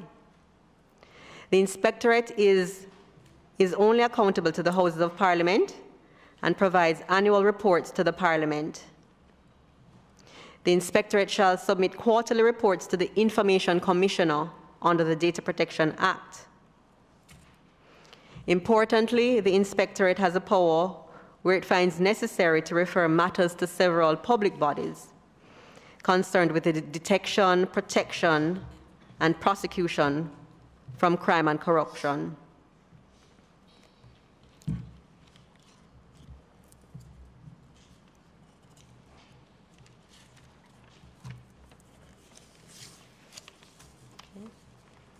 Part 6. Offenses and enforcement. This clause sets a general fine for offenses in the bill where a fine is not specified. It allows the minister to amend any monetary penalties through affirmative resolution. This clause also clarifies that none of the offenses stipulated under the bill will be subject to a period of imprisonment. Should an individual be unable to pay a fine, the bill seeks to institute an alternative measure so that the offender may provide community service instead. For these offenses, yes.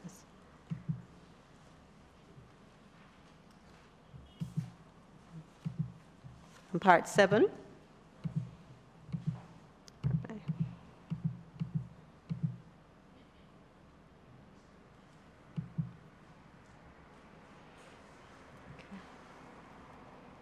All right.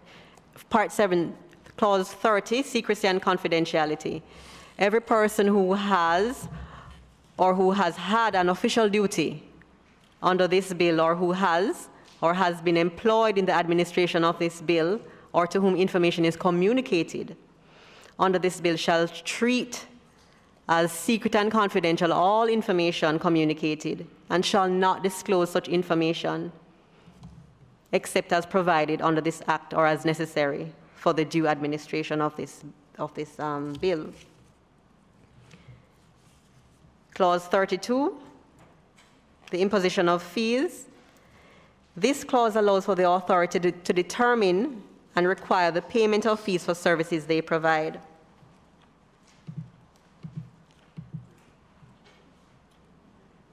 Clause 36, transitional.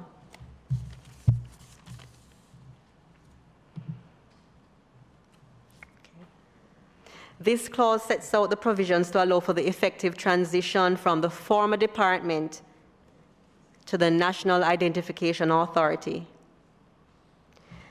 This clause provides for all the assets, rights, liabilities, any proceedings or remedy, and all records and data vested in the former department to be vested in the authority, and outlines the conditions for the transfer of persons holding permanent appointments.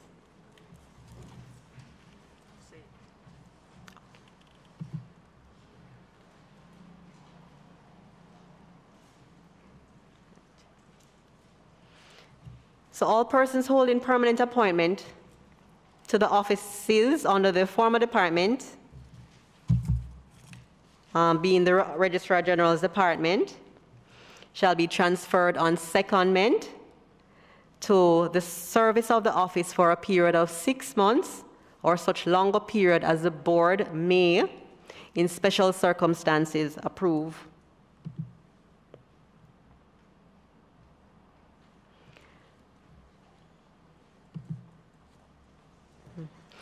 Also, for persons who are under contractual arrangements,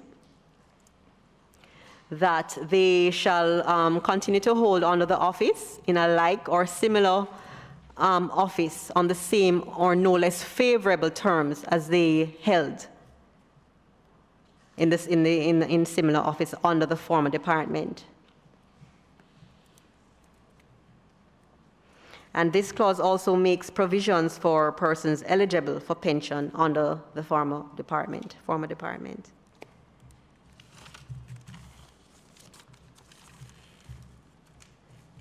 The schedules. The first schedule deals with the constitution of the authority, such as the governance, the administrative and operational matters. The second schedule deals with the appeals tribunal, the composition, operational and procedural matters. The third schedule deals with the National Databases Inspectorate, the composition, operational and procedural matters. And the fourth schedule deals with the consequential amendments to the existing legislation. Chairman, that's the end of the presentation. Yeah. Thank you very much, Mrs. Janelle Miller-Williams. As you can see, it is a fairly comprehensive presentation. I think it would be nice to hear comments from members of the committee. How do you think that will come across in a virtual town hall meeting, and any suggestion you might have? Now, I didn't mention it earlier, but I can mention it. One of the reasons why we say we'll have 6, even though it will be repetition, the truth of the matter is, as a teacher, former teacher I should say, I know unless you repeat things over and over, it's not going to sink in. You understand? So there's no doubt that the same thing may be repeated and people may hear the same thing over and over, but that's the best way in teaching, repetition, you know. So the truth of the matter is that we're hoping, the bill itself, in my view, is a fairly simple, much simpler bill than the one that Julian got rid of. And it is so simple that it can easily, easily explicable, because a question of limited number of biometric and data on the card. The question is that you put, everything is easily explained. And having gone through the bill myself when I chaired legislation committee, and we did a few changes and addition and subtraction, speaking for myself, I think we have a bill that, not perfect, but in a modification, the main crux of it is there. What is important is that we have a bill where every Jamaican who wants to participate can get a unique identification number, and that unique identification number will not be transferable ever. That is so unique. So even when he dies, that unique identification number dies with him. Nobody else can get that unique identification number. And what we are going to ensure, using the Data Protection Act, is that an individual, if he tries to get another let us say use another name to try and get another identification number, that hopefully facial recognition or the fingerprint will find them out. And as you can see, the penalty is quite severe. So hopefully we are able to explain to the public and get confidence and trust in this bill. But I just want to, having said that, I want to hear from the members of the committee how they feel, how if the presentation that has been put together by OPM, if there can be improvement, if there are subtraction, so as we go to the public, to try to explain to the public the content of this bill. Julian. Chairman, could I, if you permit me, before, just to ask some questions. First, you are correct that the bill itself is relatively straightforward. Now, I assume there's a lot more detail in regulations to come. So my question would be, when would we get those? Because some of the significant details which can impact enrollment, etc., would be in those regulations. What is the plan for those, and when would we have some oversight of that? Right. No, good question, Julian. In fact, I've been in touch with the team to let them know that when the bill is being debated in Parliament, we would want a draft regulations. It may be that it's not ready for January or February, but I've asked them to please put at least a draft, not a final, so that when we're debating it, whether it is March, April, May, or June, we have that with us. But it's not going to, I think they've started already, to the best of my knowledge, to work on it so that we will have a draft that we will be able to look at before this committee goes out of, makes it report to Parliament, okay? Just a draft, not the final. Because obviously the final can't come unless the bill is passed. So, but we want it to be, simultaneous when we debate, okay?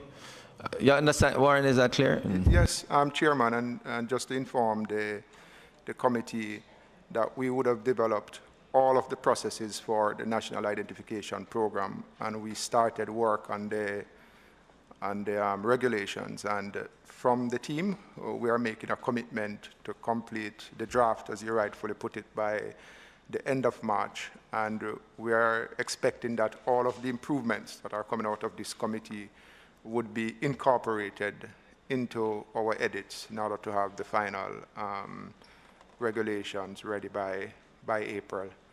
So we are pretty advanced where that is concerned. My second question relates to the Data Protection Act and the proposed implementation. We are past the act, it is in place, but the operationalization of the act is not yet there. So what I'm interested in is, and well, I was about to say the minister in charge, but she's no longer in front of me, but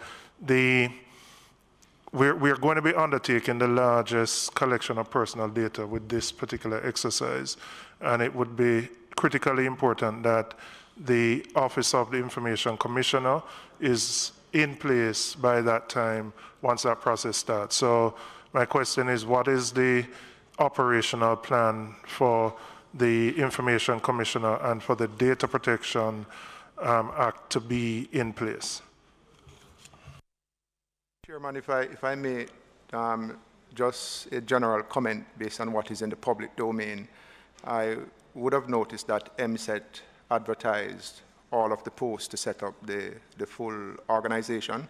I'm not sure if you saw that anywhere in the media. I saw it, and I must tell you, it disturbed me when I saw it, because the levels of the remuneration for the staff, in my view, don't reflect the importance of the roles within that organization, and I believe it's something that should be revisited. When I look at the person who is the Information Commissioner, I don't know the current salary levels, but it looks at something probably below what a permanent secretary would earn.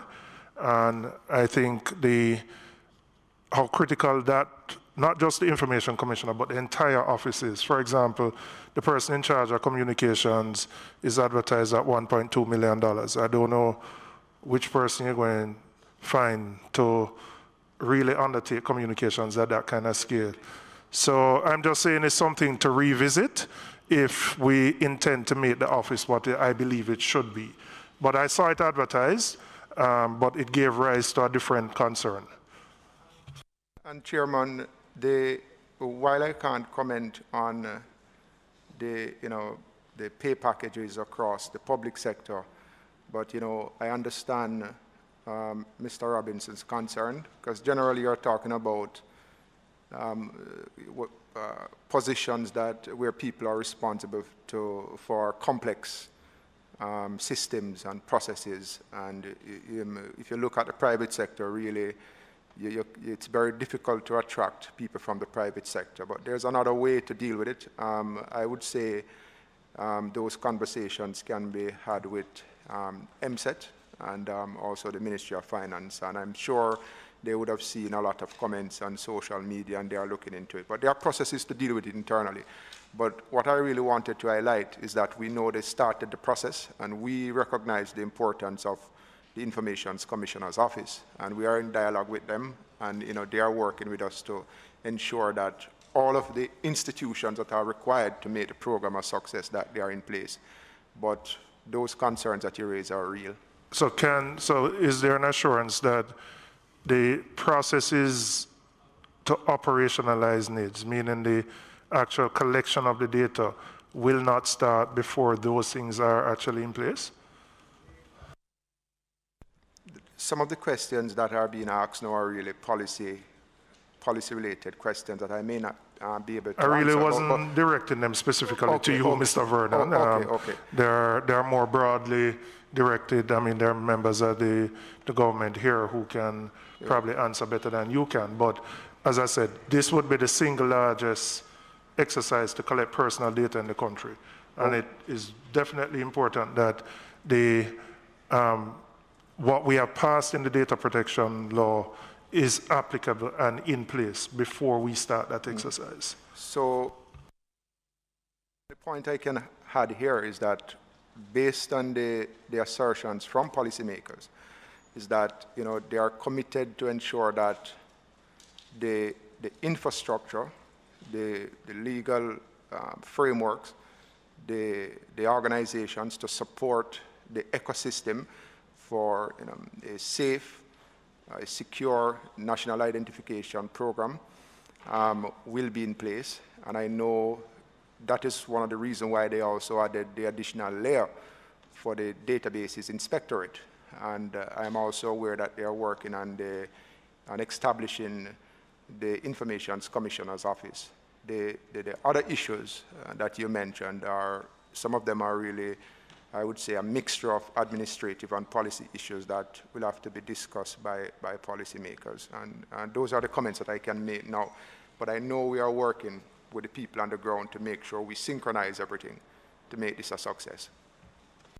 So, Chairman, the third comment relates to Nera. Nera, in essence, will become like a government department. And given how critical this entity is going to be, given the level of data and information it will have on individuals, I believe it should be more independent than a government department and should actually be a commission of the Parliament that reports to the Parliament, and where the person who is so appointed is not subject to day-to-day instructions from whoever the portfolio minister of the day is, given how important this is. And I want that to be put for consideration. Again, this would be a body like no other that this country would have seen, would have information on every single individual who chooses to participate in NIDS, but so critical and so important that it should have a level of independence from the political directorate. And I think that should be considered in our deliberations.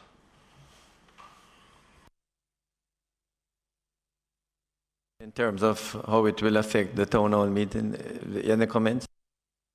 I think... CTD, you wanted to say?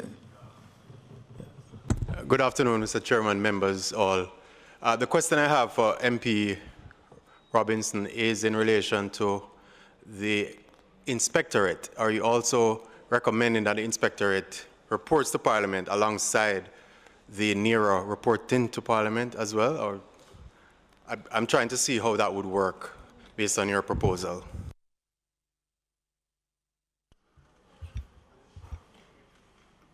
haven't, well, put it this way, I'd have to look back at the inspectorate, but the Nera really would be the entity that operationalizes and runs the NID system. And the example that I think has probably worked, when I look at the maybe the Electoral Commission to some extent, as an entity, where you have some, and we're operating on an assumption that the persons in the political directorate will always behave in a way that is in the best interest of the country. Right. But you can never, ever take that as an assumption. Right. And so to, in a sense, insulate that office from the vagaries of that, that is why I was recommending that it be a commission of parliament versus subject to just a department within a ministry.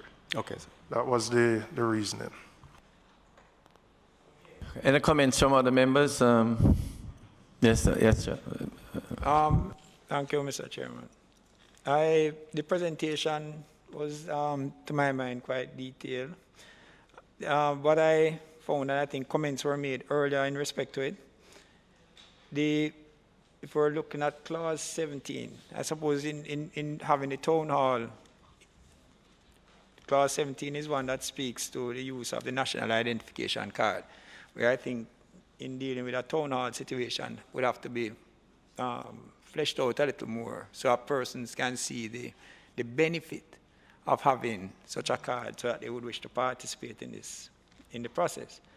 My question, because in the presentation we did not go through a clause by clause. I don't know if that is an intention of the committee. You know, when I say clause by clause, because she did go through clause by clause, right, but not in detail. Yeah. So, for example, I mean, there are some things that popped out at me, and I could just quickly make mention of one where, in respect to courts that would be used, you refer to the circuit court. Now, the circuit court operates, in some instances, judge alone, in some instances, jury. But how it is written here, it would give the impression that just reference to the circuit court would require a jury. Why would we be going that route or judge alone?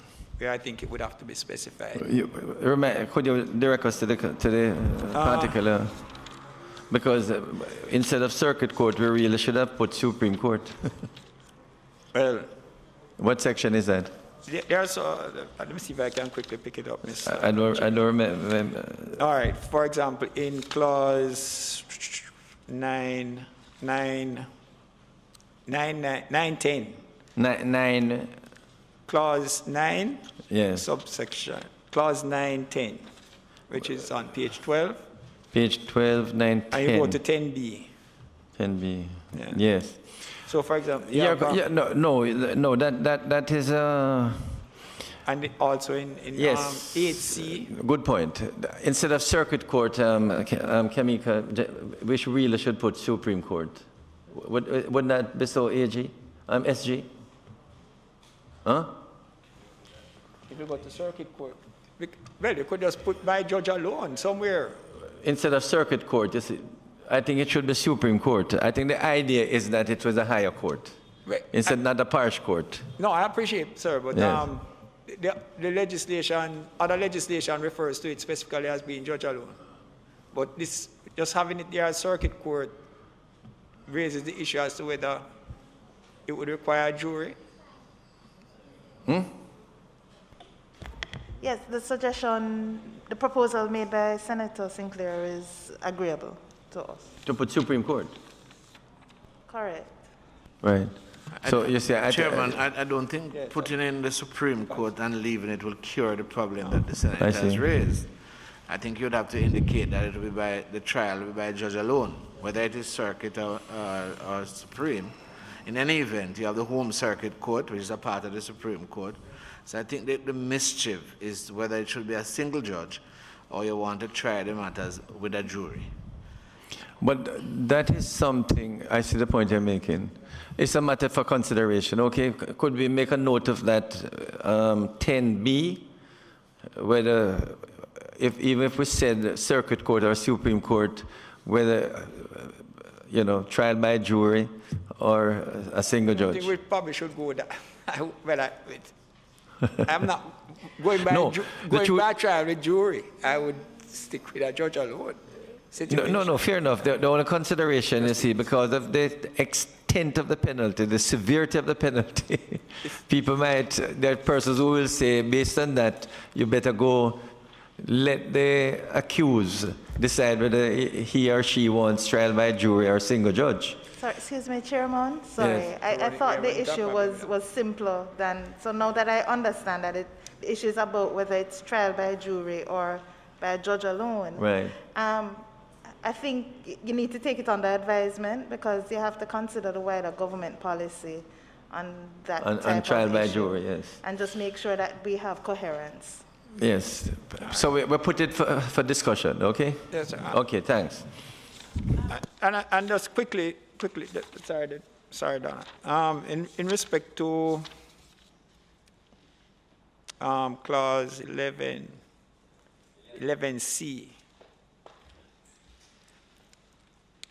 where documents that the following reference numbers in respect of the individual were applicable. 11C. 11C. Yes. On page 17.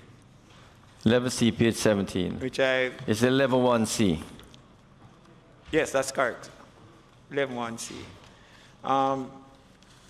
It has excluded what I came when we were doing Minister Williams, the tablet in schools, that the SRN number, student registration number, seem to have been a critical component in that all students have an SRN, or well, most students, I would believe.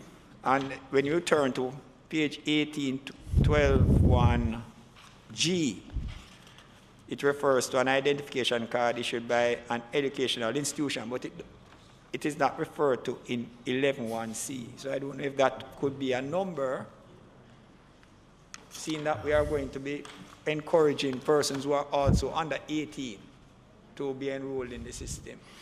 Well, what you're suggesting is that 11.1C could also include what is there at 12. The SRN number. Right, no problem with that. Note that, please. Yes. So it could also include 12, what is in 12.2G, right?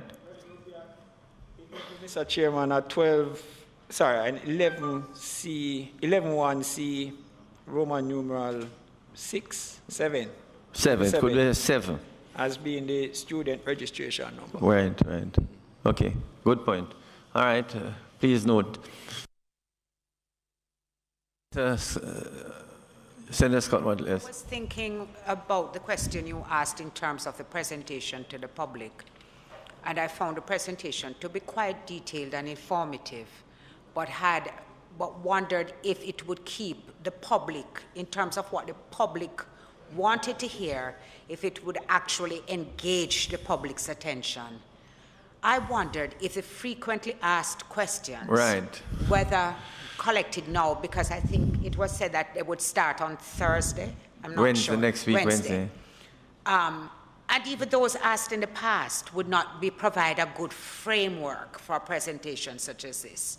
People want to know what is going to be on it. They want to know how they enroll. They want to know for what purpose they can use it. Those kinds of questions are what you find occupying people's minds. They want to know the structure. They're going to want to know, so what is going to happen to the Registrar General's department? Will they still be able to access it? And I think that we have to find a balance of the legal aspect of it with a pragmatic sort of situation, which is what the public will be concerned about and which they will want a response to. Right. To be frank with you, if you don't mind me calling you Donna, it's difficult. The truth of the matter is that we have been in discussion, I at least have been in discussion, and say if you go to Town Hall, the presentation you're going to make to us this evening, we will look at it and see how it will reflect in a Town Hall meeting. But in a town hall meeting, people can move the station quickly if it is not interesting and engaging. So I did say to them, perhaps sometimes even your presentation, you may have to use the patois to keep people's attention. But it may well be, you see, as you quite rightly say, that the structure, rather than going clause by clause, you go in terms of the main content of the bill itself, that we're going to want this information from you to put into the card. This will be on the card. This will be what will be used. But you can also deregister, cancel your registration. And basically, we're going to have an inspectorate that will protect your data. It will come under the data protect. In other words, as a former teacher, if you just go point by point by point, you tend to lose people. That's what I had mentioned to the team. You really have to find an attractive teaching way. In other words, and what could be useful too is that we will have to tell the host, the co-host, whoever is there, to probably at the end of every 5 minutes, every 2 minutes, interrupt, ask some questions. So they will have to work with the presenter to get it rolling. Because unlike us in Parliament, where you're going to have, say, the written presentation and you listen to someone for 10 minutes before you ask a question, the truth of the matter is that to keep the public who is driving home engaged, you may well have to have a discussion going continuously while you're explaining the bill. So what we'll have to work out, team from OPM, is that whichever co-host, whichever radio station or whoever we're going to have from the institution, work with you and we plan each town hall meeting. So during the presentation, they will know how you're coming across. Even if you go this route, after you finish the first clause or the first 3 clauses, they interrupt you and say, I don't understand that, explain that again. Something like that, so that the engagement is continuous to keep the public, listening public or viewing public, properly engaged. So Donna, I see the point, you see, because at the end of the day, we have to start to think like the public out there, what is going to keep them, engaged and to listen to us and OPM for 1.5 hours.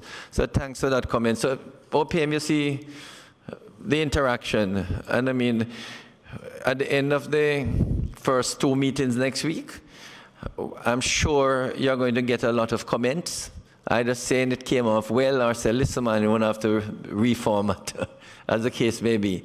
And that is why, I was saying, although we're doing 6, at the end of the 2 next week, we have to do a debriefing somewhere. Some of us will debrief with you to give you feedback as to how it comes across. All right? All right. Yes, Julian. I have a couple more questions. I had raised one initially about the structure, the proposed structure, and having the current Registrar General report to the CEO of Nera, and whether there is some dissonance there in the sense of a Registrar General appointed by statute under the Registration Act, reporting to an administrative head of what would be a government department, as it is currently proposed. I don't know if you have looked at that and whether you see any potential conflict there in that scenario. Secondly, can you indicate if an individual who enrolls decides to, what would the term be, unenroll or cancel, how would their data be treated in the system, whether it is retained, whether the individual has the right or the prerogative to indicate what they would want to do with that data. And similarly, when the Nera decides to cancel someone's card, how do you treat with that person's data once they're no longer in the system, so to speak? Let me just answer the question about the Registrar General reporting to. It's the CEO who will carry out the functions of the Registrar General. Not that the Registrar General is going to report to the CEO. They're one and the same. Okay, so there would no longer, there'd no longer be a Registrar General. That office is subsumed? The provisions in the Registration of Births and Deaths Act that provide for the appointment of the Registrar General, those provisions have been moved into this bill. So the appointment is under this bill now. Is that in the schedule, the fourth schedule? Is that a... Yes, Chairman. Yes, in other words, I think somewhere in the fourth schedule, I remember it being dealt with somewhere. Sorry, would someone like to answer that question?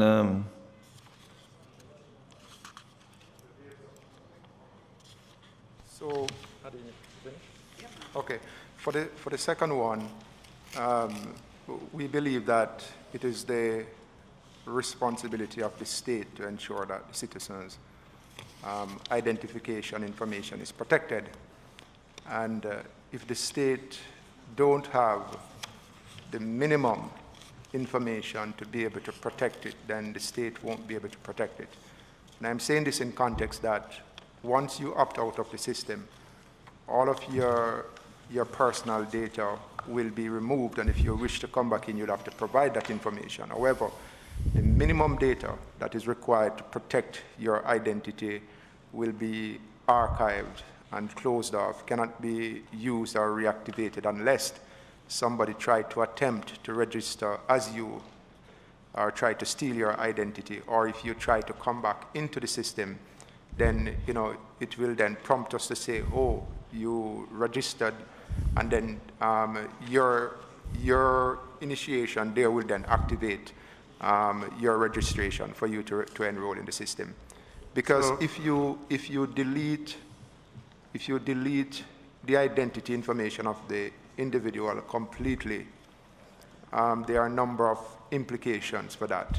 And even what you're trying to accomplish with a secure solution where you're telling the public that the intent of this system is to move from a system that is weak to a strong security system where you guarantee every time for life that you're going to protect the citizen identity. Initially, you said you would remove it, but you're now saying you would keep minimum. And what would you define as minimum versus all? Is that facial, fingerprint? What would be minimum? So the minimum would be your biometric. And when you look at biometric, you have to look at it in context, because there are some persons without fingerprints. You will have persons without fingerprint, and naturally you would not be able to store fingerprints for those persons. You have to use a different process, while there are some persons with fingerprint. So the minimum would be to store just the NIN. You'll store the NIN, and you will have in an archived the connection between the NIN and the birth certificate to prevent somebody else from stealing that identity.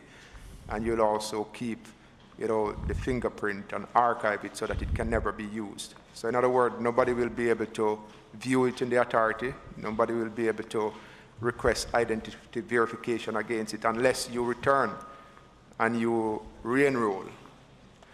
So the intent is to prevent identity theft and to protect the citizen's identity.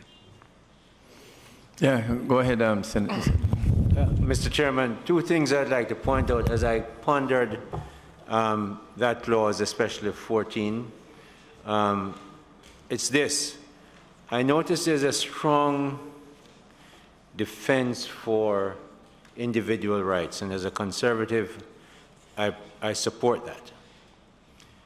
However, as a legislator, there's almost no defense of the right of the state to have some information when the state is, the elected officials have been to the nation and said, we're going to put in a unique ID card. It's not an everyday card. And the population has voted for the people who have said that. And in order to make sure the card is unique, the only way you can do that, as Mr. Vernon has pointed out, is if you keep something that is unique to the individual who has the right at the beginning to completely opt out. So when you are given the right to opt out, there has to be an obligation to opt in if you're going to choose to opt in. And when you opt in, these are the terms that you will see in opting in. Your NIN number will be kept, your birth certificate information, as Mr. Vernon mentioned, and one biometric, I imagine, will be kept. I just want to make sure that we have the balance of what the individual has the right to do under the Charter of Fundamental Rights and so on, and the Constitution, but also we live in a state where you have cybersecurity issues and where people must travel, and where, frankly, when you go to any other country, whether it's Dubai, Japan, or the United States, you're going to turn up your face and give your fingerprints and give it. We have to make sure we keep a minimum to keep the uniqueness of the card, because what we're offering is a unique national ID. Thank you, Mr. Chairman. I think to put it in a nutshell, colleague Robinson, once you cancel, you won't be in the Nera, you won't be on the system. But remember, one of the point, you have to surrender your national identification card. So that will be kept, because that is always the states. So that will be kept. So in the event you try to re-register in another name, for example, we know that you're trying to defraud the system. You see the point? Right. So the key all I wanted was clarity on what bits of information would be kept by the state, right, and whether the individual, because I've heard what Member Hill has said, we also passed the Data Protection Act, which gives the individual the power to indicate how they want their own data to be dealt with. And I do appreciate the balance, but I just wanted to know what you would keep as state and what the individual would have a right to say, however you want that information to be disbanded. Absolutely. All right, thanks. Yes, Charles. Thank you, Mr. Chairman. My last question to the technical team. In clause 24, right, whereby there's disclosure from the system to the Jamaica Constabulary, it says, constable not below the rank of superintendent. And then it goes on to 24(5)(c), as well as 24(9), clause 24(9). When the information gets into the hands of the JCF, and it can be kept for 8 years, or that is under 24(5)(c), or under 24(9), the Commissioner of Police can make an ex parte application to the court for an order that the information should not be destroyed. Where is the security now when that information is there with the JCF? The security. I appreciate the security that you have established in respect to when it is within the system. But when it gets out of the system through this method and can exist for 8 years or for an indefinite period of time under 24(9).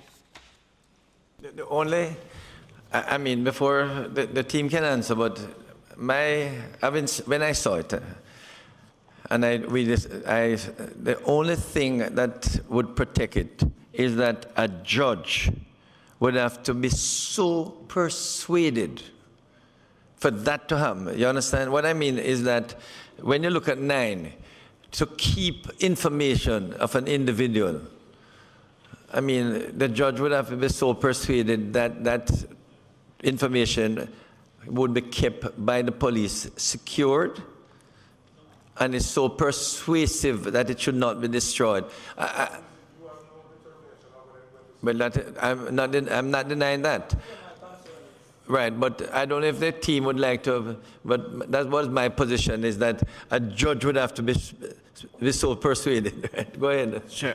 Chairman, the thinking was that there are matters of national security that are proceeding, whether through the courts or not, that go on for long periods. So this is an opportunity for a notice. It's the Commissioner of Police. That's the person who has to approach the court. Yes, member. It is the Commissioner. Yes, but when the commissioner makes the application and the information is extracted and gets to someone else, what I'm just putting on the table is that we should put in something within this to say either that, how it should be protected, or probably it may come within the purview of the Data Protection Act. It may be, I don't know. Or the judge, possibly, but it is not stated in the draft, in the bill here, as to conditions that can be imposed on the granting of that, sharing of that information. You mean we could so put guidelines to the court? The court. As to the orders that the court can make? When the court is making the order, it is possible. I mean, I would anticipate that a judge would then put conditions on how it should be stored. I'm just putting it on the table for consideration. Thanks, Chair. So in addition to the Data Protection Act, in which case the constable would be a data controller and subject to the provisions of that act, there's also the secrecy provision in Clause 30, and specifically 31C. 1C.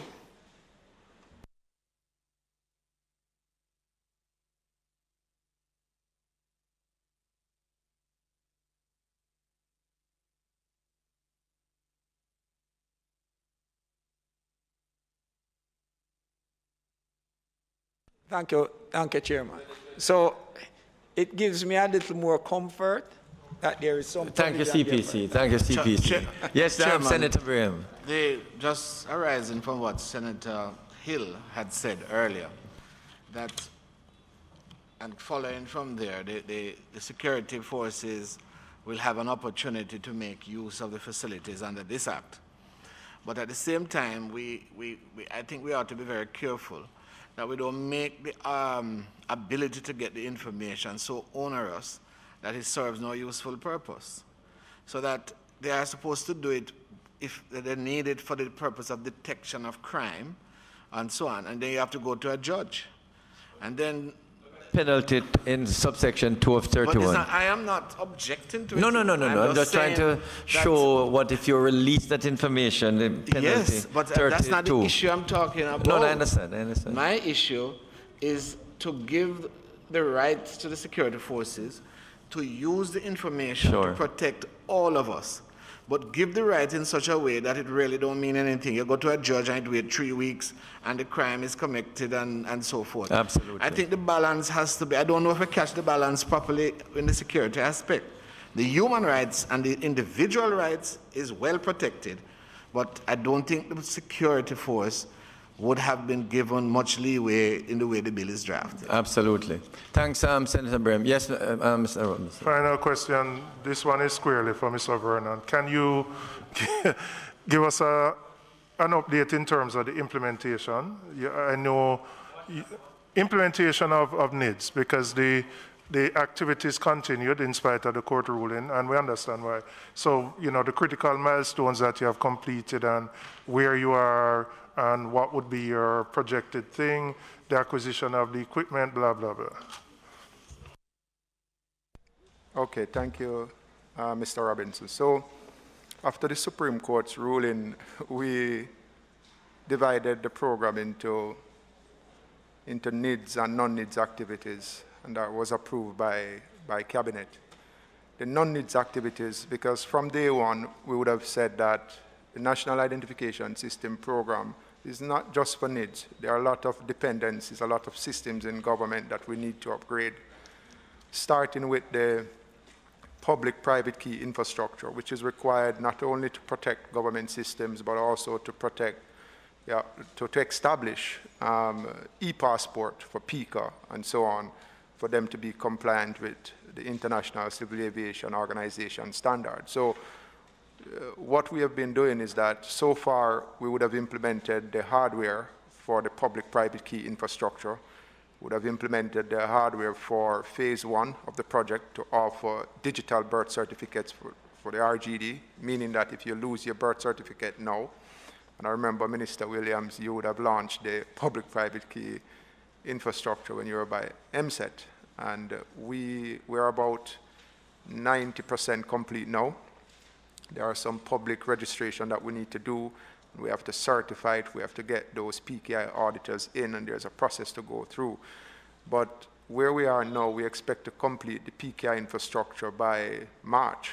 And we expect also that by March, with the PKI infrastructure in place to secure those digital birth certificates, we'll also in a position to launch phase 1 of the project, which is to allow the public to go online, request a copy of your birth certificate, digital copy, which you can take anywhere in the world, and they can verify it, tied back to the security framework for the PKI.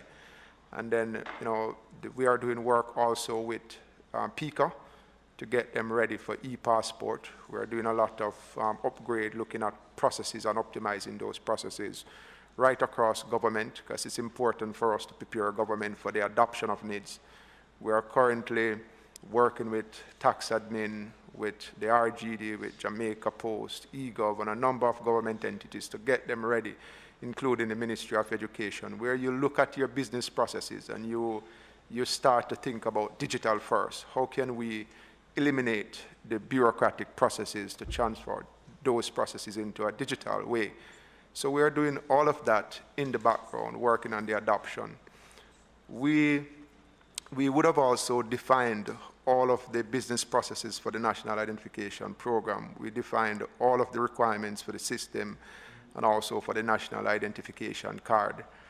And we're at a stage now where we are waiting on the legislative framework so that we can make any new recommendations that will come out of this process we can tweak.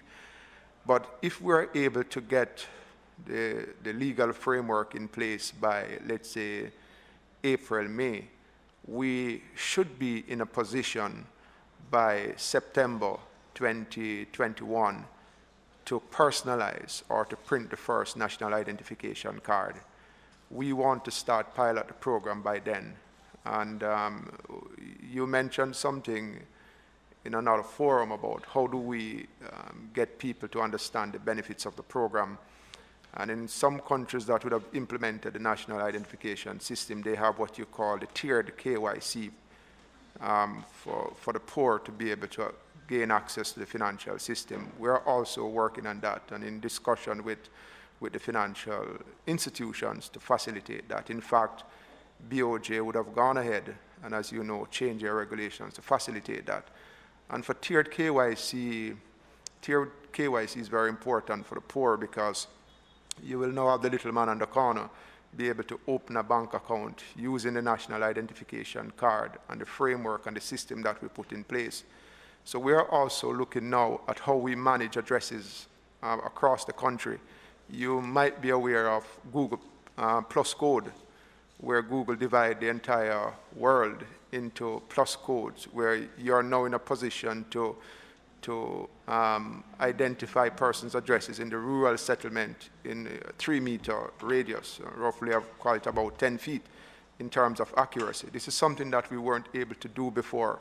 And imagine having this as part of the solution where the market and government can adopt it and people can use it even for deliveries within the rural areas. if you understand the rural areas, you know that you have a street called Prickle Pole, and Prickle Pole Street is a very long street, and everybody live at Prickle Pole Street. So it's very important for us to fix those. And it is for this reason why we're not going to put the addresses on the card, because we know we have people out there with multiple addresses, and we need to be able to facilitate the ecosystem and how people live and how they operate for addresses verification. So we're doing a lot of work in the background. We would have gone ahead and designed in terms of the architectural work for the modification of spaces for the enrollment sites. We would have signed memorandum of understanding with Jamaica Post and also people. Just on that, so your vision is like similar to the electoral office, where you have either one per constituency or one per parish. What is the plan for enrollment? Okay, so in terms of our enrollment strategy, again, initially when the NIDS program was considered to be mandatory, then we would have had a more aggressive program in terms of enrollment sites. At that time, we planned to install 43 enrollment sites right across the country to make sure we cover all of the constituencies, and we would have looked at numbers. We used the EOJ number to look at, and we also use the numbers from starting to make sure that we understand what the population is like, and our response then was really to have sufficient enrollment sites there. But what we are doing now that the program is not mandatory, we don't know what the response is going to be like. So what we intend to do initially is to start with the parish capital sites. And we are also using existing government entities as a benchmark. So if you look at tax admin, for example, there are a certain number of sites across the country. We want to make sure that we have the minimum number of sites, and if there is greater demand, then we will increase. But we are also conscious that whatever we put in place, it must be sustainable. We must ensure that this is going to be a recurring cost, even though the solution itself will earn revenue for the government for identity verification in the long run. And a lot of countries that would have implemented a system like this, they do earn from it. But we are always conscious about the recurring costs. The capital investment, you get a loan and you have the capital investment, but from policymaker side, policymakers are always saying, make sure you remember that this is something that we are going to have to sustain. And it is for this reason why we are establishing partnerships with existing government entities to deliver these services. So in summary, Mr. Robinson, we will allow data to drive the process in terms of how we increase the enrollment sites, but initially for the pilot, we want to cover the parish capitals, and then we branch out. And we are also working with MSET and NWA to make sure that we have full coverage for these sites to make them be a part of GovNet, to minimize the total cost of ownership for connectivity. Final one, Julian, so we can wrap up. So you would have a similar system where financial institutions would be able to either purchase or connect to your database so that they can verify the information. If I show up at the bank to open an account with my NIDS card, they would have some access to your database to verify that I'm actually Julian Robinson. So what I don't like the word access, because they're really not going to get access to the database. It is important for us to understand that even within the current bill, we have the term third parties, accredited organization. When you talk about accredited organizations, all of the financial institutions will have to be accredited by the entity, meaning that they must be in compliance with data protection law, they must have data protection officer in place, they must have acceptable use policies in place, they must have a number of things in place to show us that they will guarantee the protection of data. However, we intend to have naturally third-party partnerships, because this is how these systems work, as you rightfully put it, globally, with government entities, with the private sector entities, but there's a framework for them to operate in. And what is important is that the data subject must give their consent for their data to be verified. And once that is done, similar to your bank account where you go and you withdraw money and you'll check your bank account and you see the balance, you will know and will be notified every time your identity information is verified. That is something that we don't have now. And that is a part of the whole data protection framework. where it is your data, you have full control over it, and you must know when it is verified, and you must be notified. And that is the framework that we have in place. We believe that, from the technical side, using the technical people from across government and persons who volunteered in the private sector to be a part of the technical and security team, we believe that we spend the time to design a solution that will add value, and similar to what you talk about, Mr. Robbins. That is how it will work. But Okay. it is important for us to understand that they won't have access. There's a framework in place in order for you to verify who you are. Thank you very much, Mr. Vernon. I want to thank members of the committee, and to say to members of the committee, you can see that the technical team is really doing a lot of work. I want to thank you, Warren, and your team. It's quite clear from the presentation this evening that you're ready to explain to the country what NIDS is all about. And I want to, I think members of the Joint Select Committee will appreciate that the technical team is available for further consultation, for further if there are any problems, you can touch base with them. And from my meetings with them, I'm very happy and feel that they are not only competent, but ready to roll out, this information. So just for the record, again, we're going to ask Jamaica to put together a motion that I will take to Parliament on Tuesday, so we can have the Joint Select Committee meetings virtually. And we are hoping that we pass it. Yes. We're hoping that as many persons will join us either at the banquet hall, if that's where we are going to hold it, or virtually. I certainly hope all 15 members will join us on the virtual meetings. And so, Mr. Vernon, we are hoping to move forward, and I want to thank you and your team for really an excellent afternoon. I thought everything went well, Janelle, Sharik, everybody. And thanks again to AG and CPC and so on. So thanks again. And so if there are no other business, can we have a motion for adjournment? Meeting adjourned.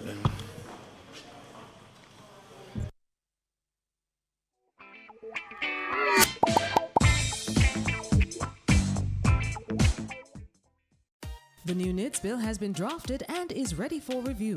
We want to hear from you. Go to www.japarliament.gov.jm to download a copy of the new bill. Join the conversation. Make a written submission to Clerk to the Houses, Gordon House, 81 Duke Street, Kingston, or via email clark@japarliament.gov.jm. All written submissions must be sent by Friday, January 29, 2021. Join the process. Let your voice be heard.